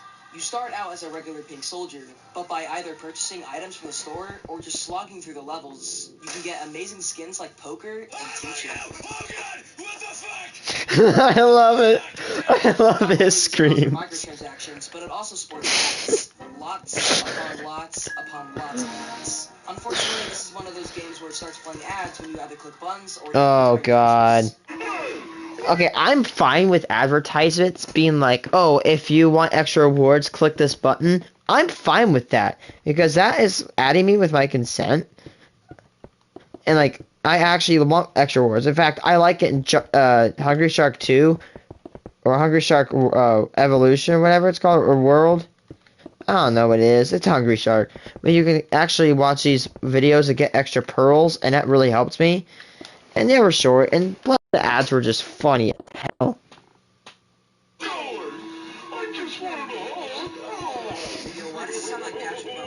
Smash! Wait. Did it say Among Us? Smasher Among Us? Among Us? You to turn off ads for $1.23, but just turn off Wi-Fi and turn on airplane mode, and you'll be fine. Because this takes place in Squid Game, the levels are very similar. There's the red light, green light, the tug of war, and the honeycombs. Each time some people fail, you have to eliminate them. You can either shoot them regularly, or you can headshot them, which plays a very neat cinematic shot. The shooting in this game feels very weird, although this could just be me not liking to play mobile games vertically. Upon winning, you will get some Korean currency, which again is used for skins. There's another ad that allows you to play as the player, or by the game's terms, gamer. You just play red light, green light until you win or die. This game does offer a lot of complexity on the AI's end. Upon failing a task, some will stand or run away in a random direction, though I'm pretty sure this is to get you to believe that this game is multiplayer. It is possible to fail the game entirely. You fail upon either shooting the wrong glass, running out of time, or even shooting the wrong people, to which your soldier counterparts will shoot you dead. You can even shoot some of the soldiers themselves. For some reason, when playing as the gamer, all of the soldiers will shoot everyone that fails the game. But when you're the soldier, your partners instantly get dementia and forget that guns can shoot. Oh, and for whatever reason, the soldiers are wearing MLG glasses. You know, those things that were funny 7 years ago? Overall, this game all in all is just boring. You can't move around as the sniper. All the gameplay is just waiting for the players to mess up and die. Some matches can take 5 seconds, while others can take up to 5 minutes. All in all, if you see this ad, don't click on it. You'll be underwhelmed. Next. The second game we're going to be playing is Investment Run. Whoa! Oh boy. This really cool ad Money? on a YouTube video. It even has Santa. Obviously, all the little kiddies would want to play this. Let's see what this game is all about. Start from rags and get to the moon by making the right investments. Walk your way to the finish line by collecting money and avoiding obstacles. Beware of the gold diggers. They try to take all your money away from you. Will you reach your private helicopter and create your own empire on it? Will you become the new Jeff Bezos, Warren Buffett, and Elon Musk? This is probably going to be the strangest game we'll cover in this video, because although it's portrayed as a kid's game, the topic is investing money, something that I'm sure the average 3-year-old wouldn't know. But hey, I think this game might be for me. I make lots of money on YouTube. Let's see what this game has to offer.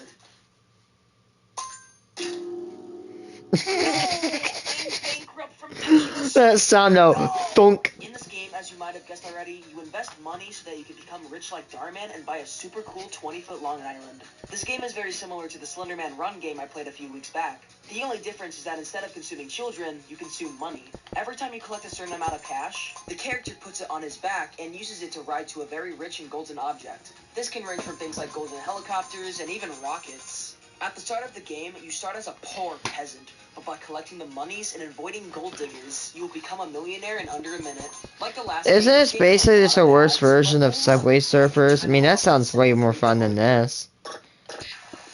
This game has a lot of obstacles in the way. First, there's this red matter of sorts that instantly makes you lose $1,000 a minute just by touching it. Then there's things like taxes, surfboards, and of course, the gold diggers. One element in this game is choosing a door on which the things to invest to. Upon choosing a door, you will either gain money or lose it. There's things like investing in Google or Yahoo, or even Vine and TikTok. When you become very rich, you earn a super cool black suit and look like you work for the CIA. Once you win a certain amount of money, you can use it to buy objects for your island.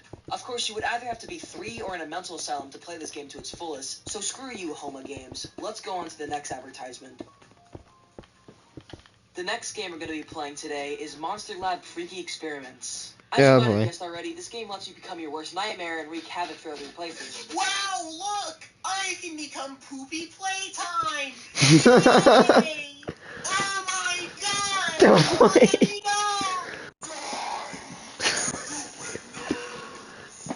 This game takes place in a uranium-filled ocean, where a human specimen is broken up.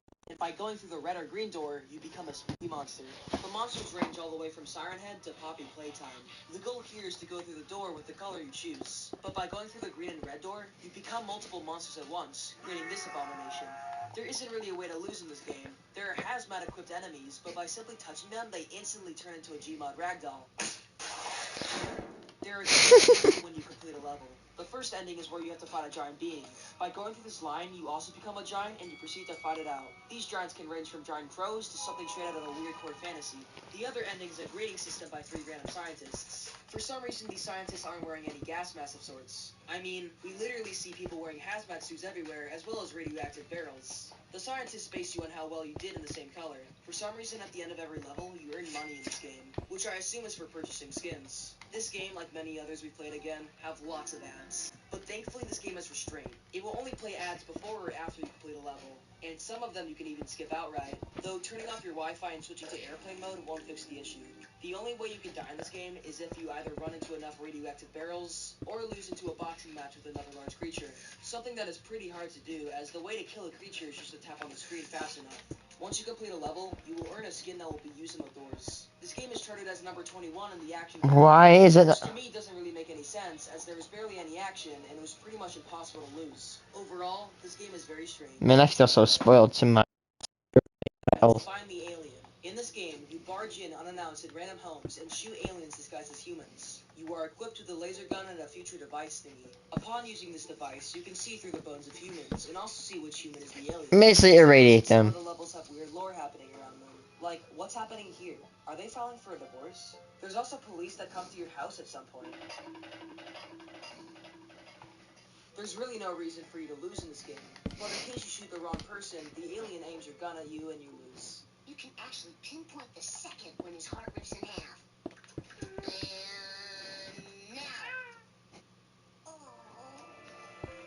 Upon winning, you'll slowly earn your way up to a new gun. The only issue is that once you have the ability to get it, you have to watch an ad to claim your prize. There's a total of 6 guns in the game, but they're really just reskins. Most of the time there's usually just one alien every level, but sometimes there can be up to 2 or 3. Who invited this guy to their house anyways? All our main character seems to be doing is staring at people weirdly and shooting their visitors. Although to be fair, the aliens aren't all that friendly though. They seem to have been kidnapping people and you need to win the game by rescuing all the humans in the town. Sometimes the aliens can even disguise themselves as random objects. Alright, let's see what we have here. What? Are you serious? What, you guys just keep a random large cone around you? What are you doing? There's not too much to say about this game. There's not a lot of content in it, and there's not really any action or gameplay in this. You just look at humans. He's playing the Plants vs. Zombies For some theme. reason, this game is ranked as number 3 in the category Adventure on the App Store. Why? To perspective, FNAF AR is number 8 as Adventure, while Genshin Impact is at 5. All while finding the aliens at 3. Just saying, if you want to play this game, don't expect Adventure.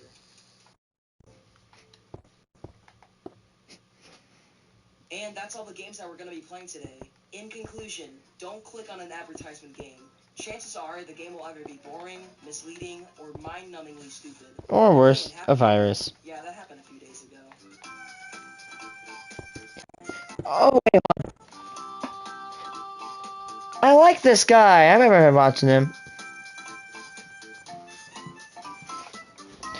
Unscary Roblox horror games. Taking the stage on karaoke night takes confidence. But it's hard to feel confident when you apply for a credit card. With Karma Confidence technology, you can be more confident in your chance of approval. Yes, I'm in a rabbit hole of awesomeness. Horror is a subject that I've talked about on this channel for quite some time. Whether if it's me talking about a single game that explores the horror genre, or analyzing multiple games that attempt to be scary, you'll know that I'm a huge fan of talking about horror. And that's simply because I love it. Horror games, especially when done right, can create some of the best experiences a video game could ever possibly give you. You have the place surrounded. Please come out with your hands up. Martinez! Richard Martinez! Okay, where did you say the ghost room was? The idea of a game that's sole purpose is to be horrifying is amazing. But over the years of video games, it has become clear that some scary titles aren't very good at being scary.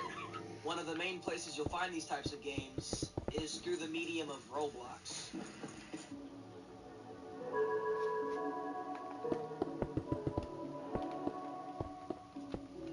Roblox is a sandbox game that came out in the year 2006. The game is designed around being able to do whatever you want and generally just being, well, a sandbox. With almost endless possibilities on endless games, it's no wonder that Roblox is commonly known for its incredible diversity. And one of the most popular categories of Roblox games is horror. I agree. Don't be deceived, because despite the fact that horror is in the title, the games that try to cover it are usually not exactly good at that. This is mostly due to the friendly and cartoonish art style that Roblox holds. As for the most part, Roblox is naturally a kids game. And while that isn't necessarily a bad thing, it ends up making the games that attempt to be scary on the platform really just being more confusing than actually horrifying. Some of these games I found were either extremely glitchy, had terrible stories, or just all around were a really hot piece of garbage. So today, I'm going to be on a quest to explore some of these horror games, and wonder why most of them even exist in the first place. In it, I will ask and explore the simple question of how scary can these games truly be. So without further ado, let's begin looking at unscary Roblox horror games.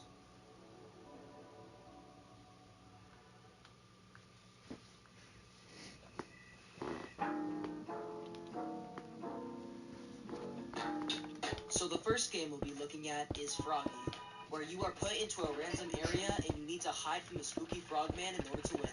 So basically this game is like hide and seek, where most of the gameplay for the humans is just standing in a corner until the time runs out. As for Froggy, on the other hand, his goal is to completely murder everyone before the time ends. According to the main page, Froggy has gained a massive 193 million visits throughout its life, with the description of this game saying, "Can you survive 3 minutes against a witch-cursed homicidal frog doll from 1692? What? Froggy is the latest and greatest survival hide-and-seek game on Roblox. Okay, so either the information about the frog's origin date is just flat out wrong, or the game literally just takes place in the 17th century. The game starts with you and a group of players spawning in the lobby. There you can spend the time either voting for the first map to play on by stepping on the plates, or exploring the various leaderboards and shops that this game has to offer. And oh boy, does this game have a lot of microtransactions. However, unlike some games, I can actually see why this game has them, since although mobile games have loads of ads simply for optional money purposes, hosting Roblox games requires a monthly payment out of you. So, assuming that the person that made Froggy is underage and is using mommy's credit card to afford the servers, they're actually gonna have to find some way to repay the server hosting, which explains the stupid amount of expensive items that you can buy in this game. You can even see the top people that donated to this game, with the #1 donor donating over, Jesus Christ, over 100,000 Bobucks. So naturally, being a survival horror game, the humans aren't without a couple tools to help them win the match. The humans, like in most Roblox games, can duck, jump, and fart.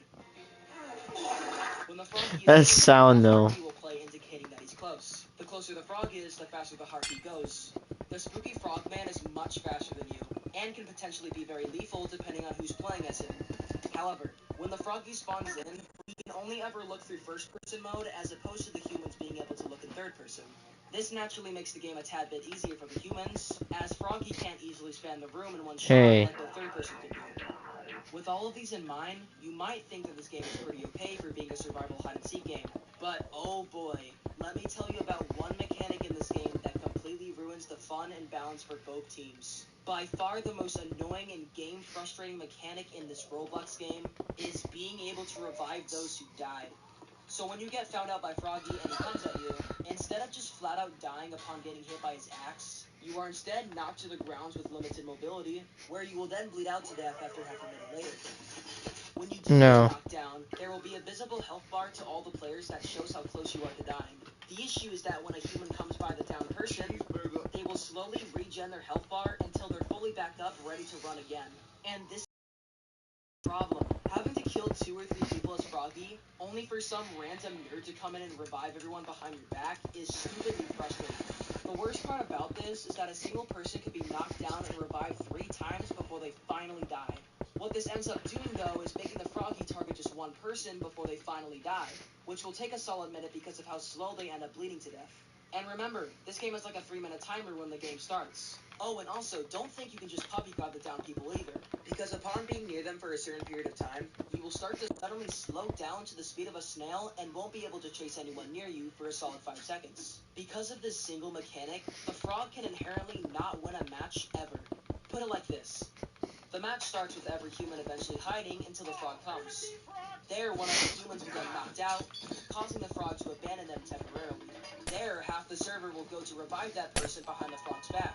Where now the next 3 minutes of the match is just trying to kill everyone that gets the knockdown people. Once you finally do knock out all of the people that don't hide, you'll have to wait another minute for them just to bleed out, in case anyone else comes by.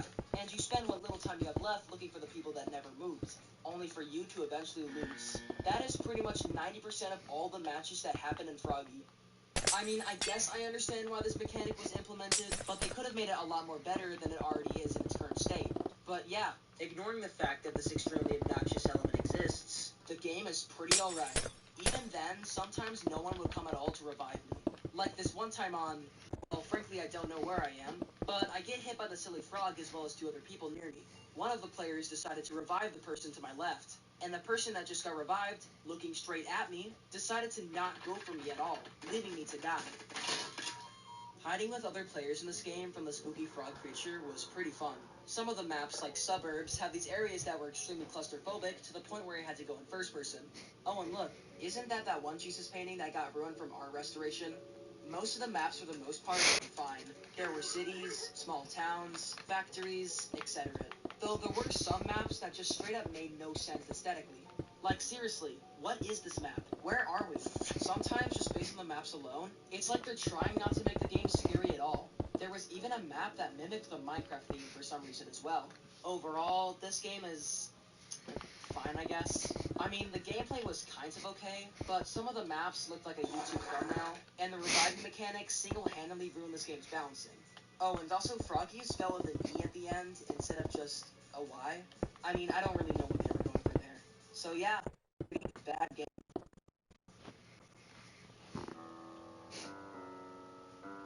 The Maze. The next game we'll be playing is The Maze, a short horror game that's currently in development that has you go into a cave system to see how long you survive. Now, for unironically being in its beta stage, I found this game to be the most creepiest out of all the games I'll be playing, which you'll see why in a minute. Upon starting the game, you spawn at a campsite near a abandoned trail. In the van, you can find items like the flashlight and camera in it, which will be important later on in the game. You can also find things like this calendar over here that actually tells you what day it is in real time, so that's pretty cool. So with our equipment equipped, our journey now starts following this path. Upon following the trail with spooky footmarks on it, it will eventually lead you to this large cave system. This is where you'll need to turn your flashlight on, as now the area is pitch black. Now, this being in beta, there doesn't actually appear to be a proper ending to this game. The how to play option in the menu states that this game is to see how long you survive in the caves. So let's go in and see what we can find.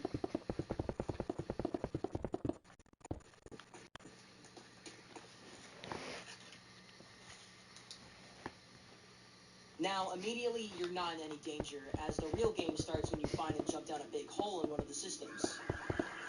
The cave currently starts out as a safe zone. The path does eventually split into two, but it doesn't really matter since either way leads you to one of the pits. I mean, if you go right, there's a pond in one of the caverns that's made out of mercury, but other than that, there's nothing much else interesting up top. So yeah, let's get started and jump down this hole.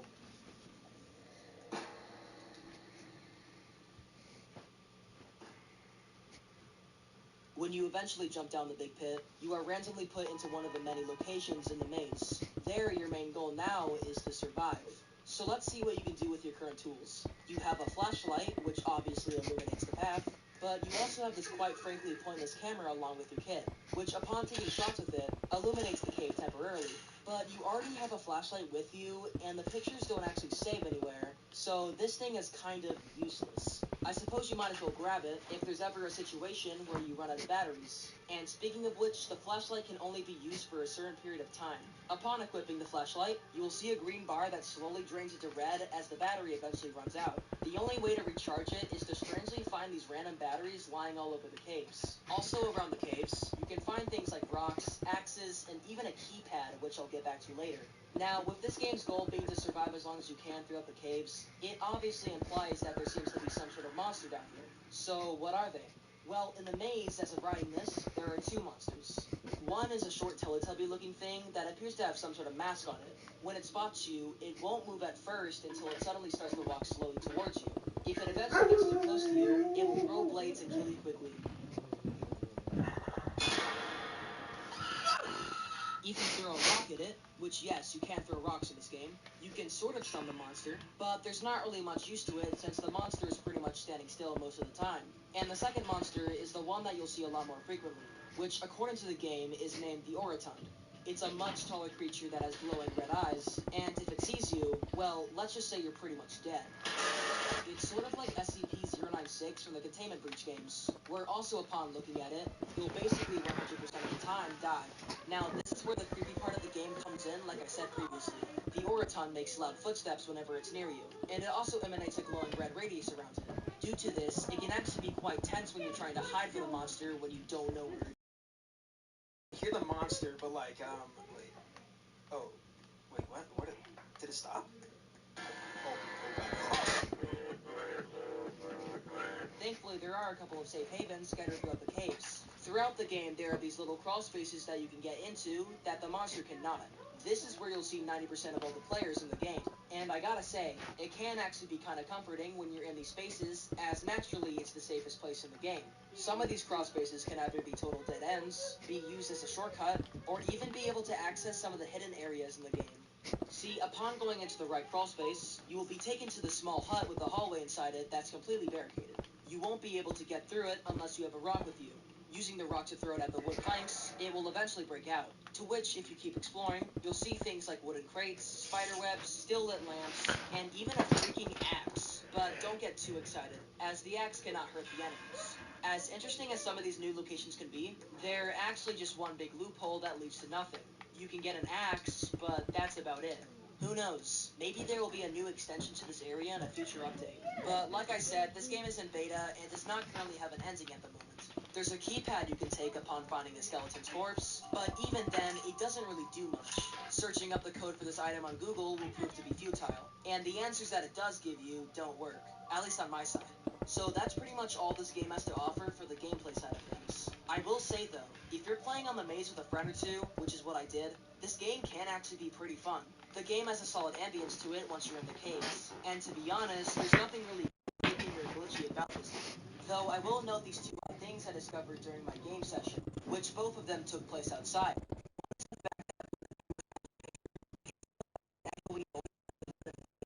Even though we're outside. And also, even though 90% of the gameplay will have you in the caves, the outside area of this game is really huge for some reason. Like, I could literally bypass the cave entirely and spend mere minutes just trying to get to the edge of the map outside. My only guess as to why you would do this is that maybe you could get the entire cave layout upon looking underneath. So they gave the outside area a blanket of grass to cover it up. I don't really know. But yeah, this game was pretty good. Now, I didn't get full-on ape scared or freaked out during my session, but nonetheless, I could see why someone could get scared of this. So yeah, we can only see what the future of this game holds. Those are for the rake. Oh boy, let's go. The next game we're going to be playing is the Rake, which, yes, you did guess right, obviously replicates the classic creepypasta, the Rake. The game starts in the morning, where you only have a few minutes to prepare to survive the upcoming night, as when night falls, the monster awakens and attempts to kill you. Now, I actually like what they did here in order to understand the game more easily. During those few minutes, you have a heads up on what the area looks like around you, as well as knowing where some good hiding spots might be. And once it did eventually get dark, the gameplay was really nice for being a hide-and-seek game. When you run in this game, you have a stamina bar that eventually depletes once you run for too long, so preserving your energy to eventually run away from the monster is a good idea. The game also looks really nice for being a Roblox game. Sometimes when it was dark I would have night vision, but for most of the time it was just pitch black with only flashlights being the main light source. But good graphics doesn't mean good game.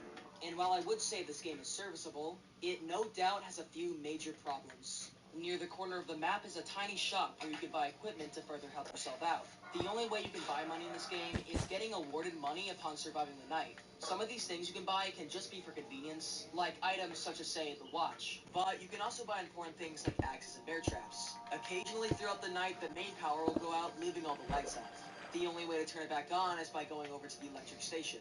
There's also a listening mode, which can be used for knowing when the rake comes, but I found it to be useless since you can pretty much tell how close the rake is from the amount of screams you'll hear anyways. It's important not to stock up heavily, however, assuming you might die, because if you do die from the rake, you won't be able to get the items back. And now the sun is going down, it's absolutely crucial that you're now hiding in a good spot, as now the rake is here. The rake is, well, it's just a more cursed version of the classic noob skin, which I guess is why this game is termed Noob Edition in the title. The way the rake kills you is by pulling a Freddy Krueger and slicing you up with his 20-foot long fingernails. It's also best that you stick together with a group of people and not by yourself, as the chances of you dying lower dramatically. And unfortunately, that's not even saying that the nights are hard to survive anyways, because while 90% of the areas in the map are actually places where you could die from the rake, the rest of the 10% of the map takes place in the shop. When night falls, the shop doesn't actually close. Bear traps and basically not die. This is due to the fact that the rake, upon stepping on one of the bear traps, will cause it to stand still and be stunned for a good few seconds. And unlike most survival horror games on Roblox, you can actually kill the rake in this game, though it takes quite a while to do. Due to this, the game is pretty much just a chore to play if you're camping at the shop with bear traps. I mean, I like this game, but what's the point of actually trying to hide from the rake when you can just be like everyone else and stand in the shop? It's a shame too, because this game has a lot of key locations. There's the picnic area, a small cabin house with no doors, and even a cave, which is where the rake spawns at night. But, like I said, it seems the meta of this game is just camping at the store. I want to like it, and I think it has a lot of potential, but unless if you want to purposely handicap yourself when playing the Rake Noob Edition, the gameplay is pretty much just bear traps and staying at the store for 99% of the rounds. So, let's just go on to the next game. The last game we'll be playing is Cheese Escape Horror. Jesus. A game that is so scary that it just might poop you in your pants upon playing it. Some of the content in this game is extremely scary, and reports say that they couldn't just not poop their pants while playing the game. So let's go. Time to play the scary game. Oh god. You know what? In order to avoid me pissing and shitting my pants at the same time, I think I need a friend to take this journey along with me.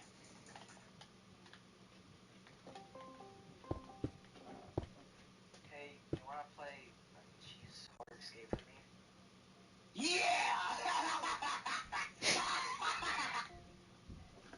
So anyways, the premise of this game is that you are stuck in a scary cheese maze, and you have to collect cheese in order to survive.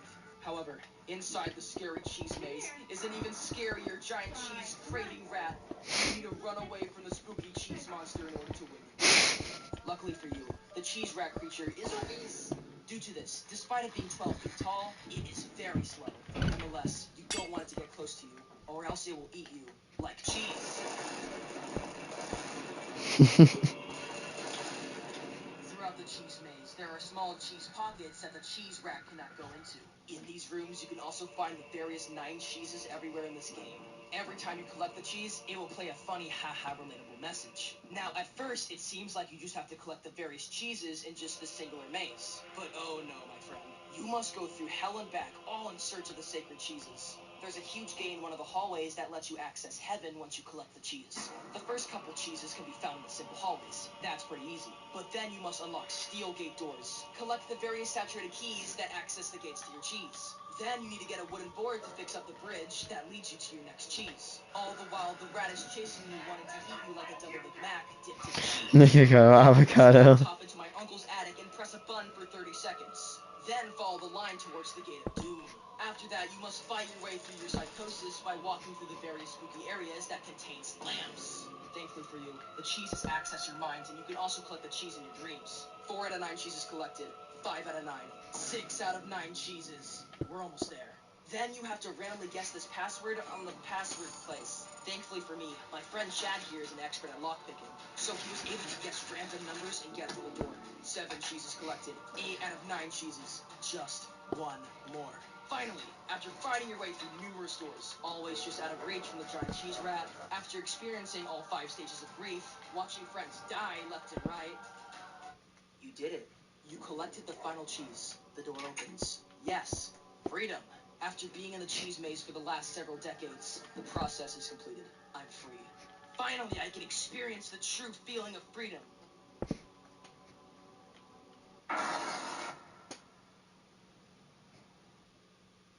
Oh. So as a bonus, the next game we'll be playing is Survive Jake Paul the Killer. Oh, yeah. It's so utterly outdated, you might just want to puke and die upon looking at it. The premise of the game is that Jake Paul is walking around the map and you have to survive it, I guess. I don't really know. Here's some live footage of me and Tara playing the video game. Okay, you need to help me from elevator right now. Okay, There's always that tree. There's always that frickin' tree house in the Survive the Killer games. Oh, I see him. Dude, I see Jake falling away in the distance, by the way. Okay, this is gonna be a pretty big risk. Oh wait, no, I got this. I'm a parkour pro. Let's freaking go. Okay, so I'm making my way to you, and I'll help you out. Help me. I need to get help from $10 billion mansion elevator. Yeah, I got you, man. I'm gonna go down to the bottom floor. Thank you. Wait, where are you? Oh yeah, I think I'm. Oh my god, I see you. Yeah, you're right. Hello? Okay, so it appears it appears that I am now stuck in the elevator next to you. Actually, you know what? You wanna go to those white boxes? Yeah, let's take a vacation to the white box. Wait, I'm gonna take like a few screenshots and I'm gonna put the Marcus ARG music in like it's a little space. Yeah, I mean it kind of looks like it. We should get another angle. Yeah, this looks like a fever dream.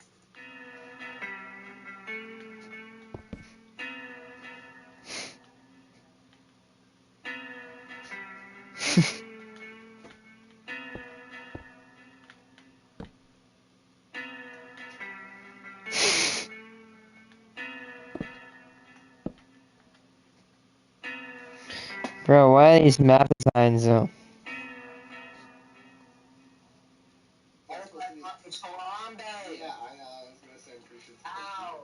Whoa, it's Sans, except he is like Roblox noob. Oh my god, it's Mona Lisa dabbing. It's MLG Frog. Okay, for the final footage, let's just go to the edge of the world and see what it looks like. Wait, hold on, why is the fucking Energizer Bunny here? What the hell? Let's just like, let's not move, let's just ride the road. Oh god. Oh! Nice SpongeBob background.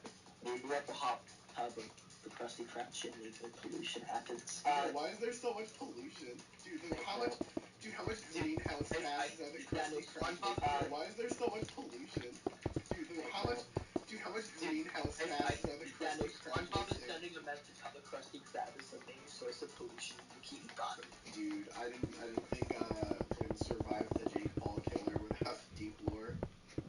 Alright, we gotta take straight of the inside of SpongeBob Place so that we can go play something else.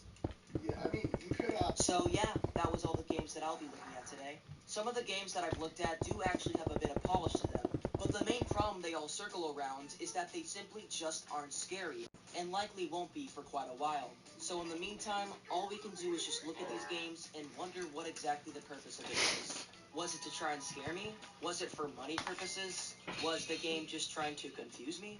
If that's the case, then dang, they did a pretty good job of that. Before I go though, I am aware that it is really hard to try and get the public to be scared of your content. I have attempted to make horror series in the past, and they do take quite some effort to properly design. Even with my horror series, you can still see multiple mistakes in them. But the point of this video wasn't exactly to just clown on several horror games on Roblox. I'm gonna probably take a break. I don't know how long I'll be gone. But yeah, I had to take a shower. I might work on my armor, so I may not be back on. So, but yeah.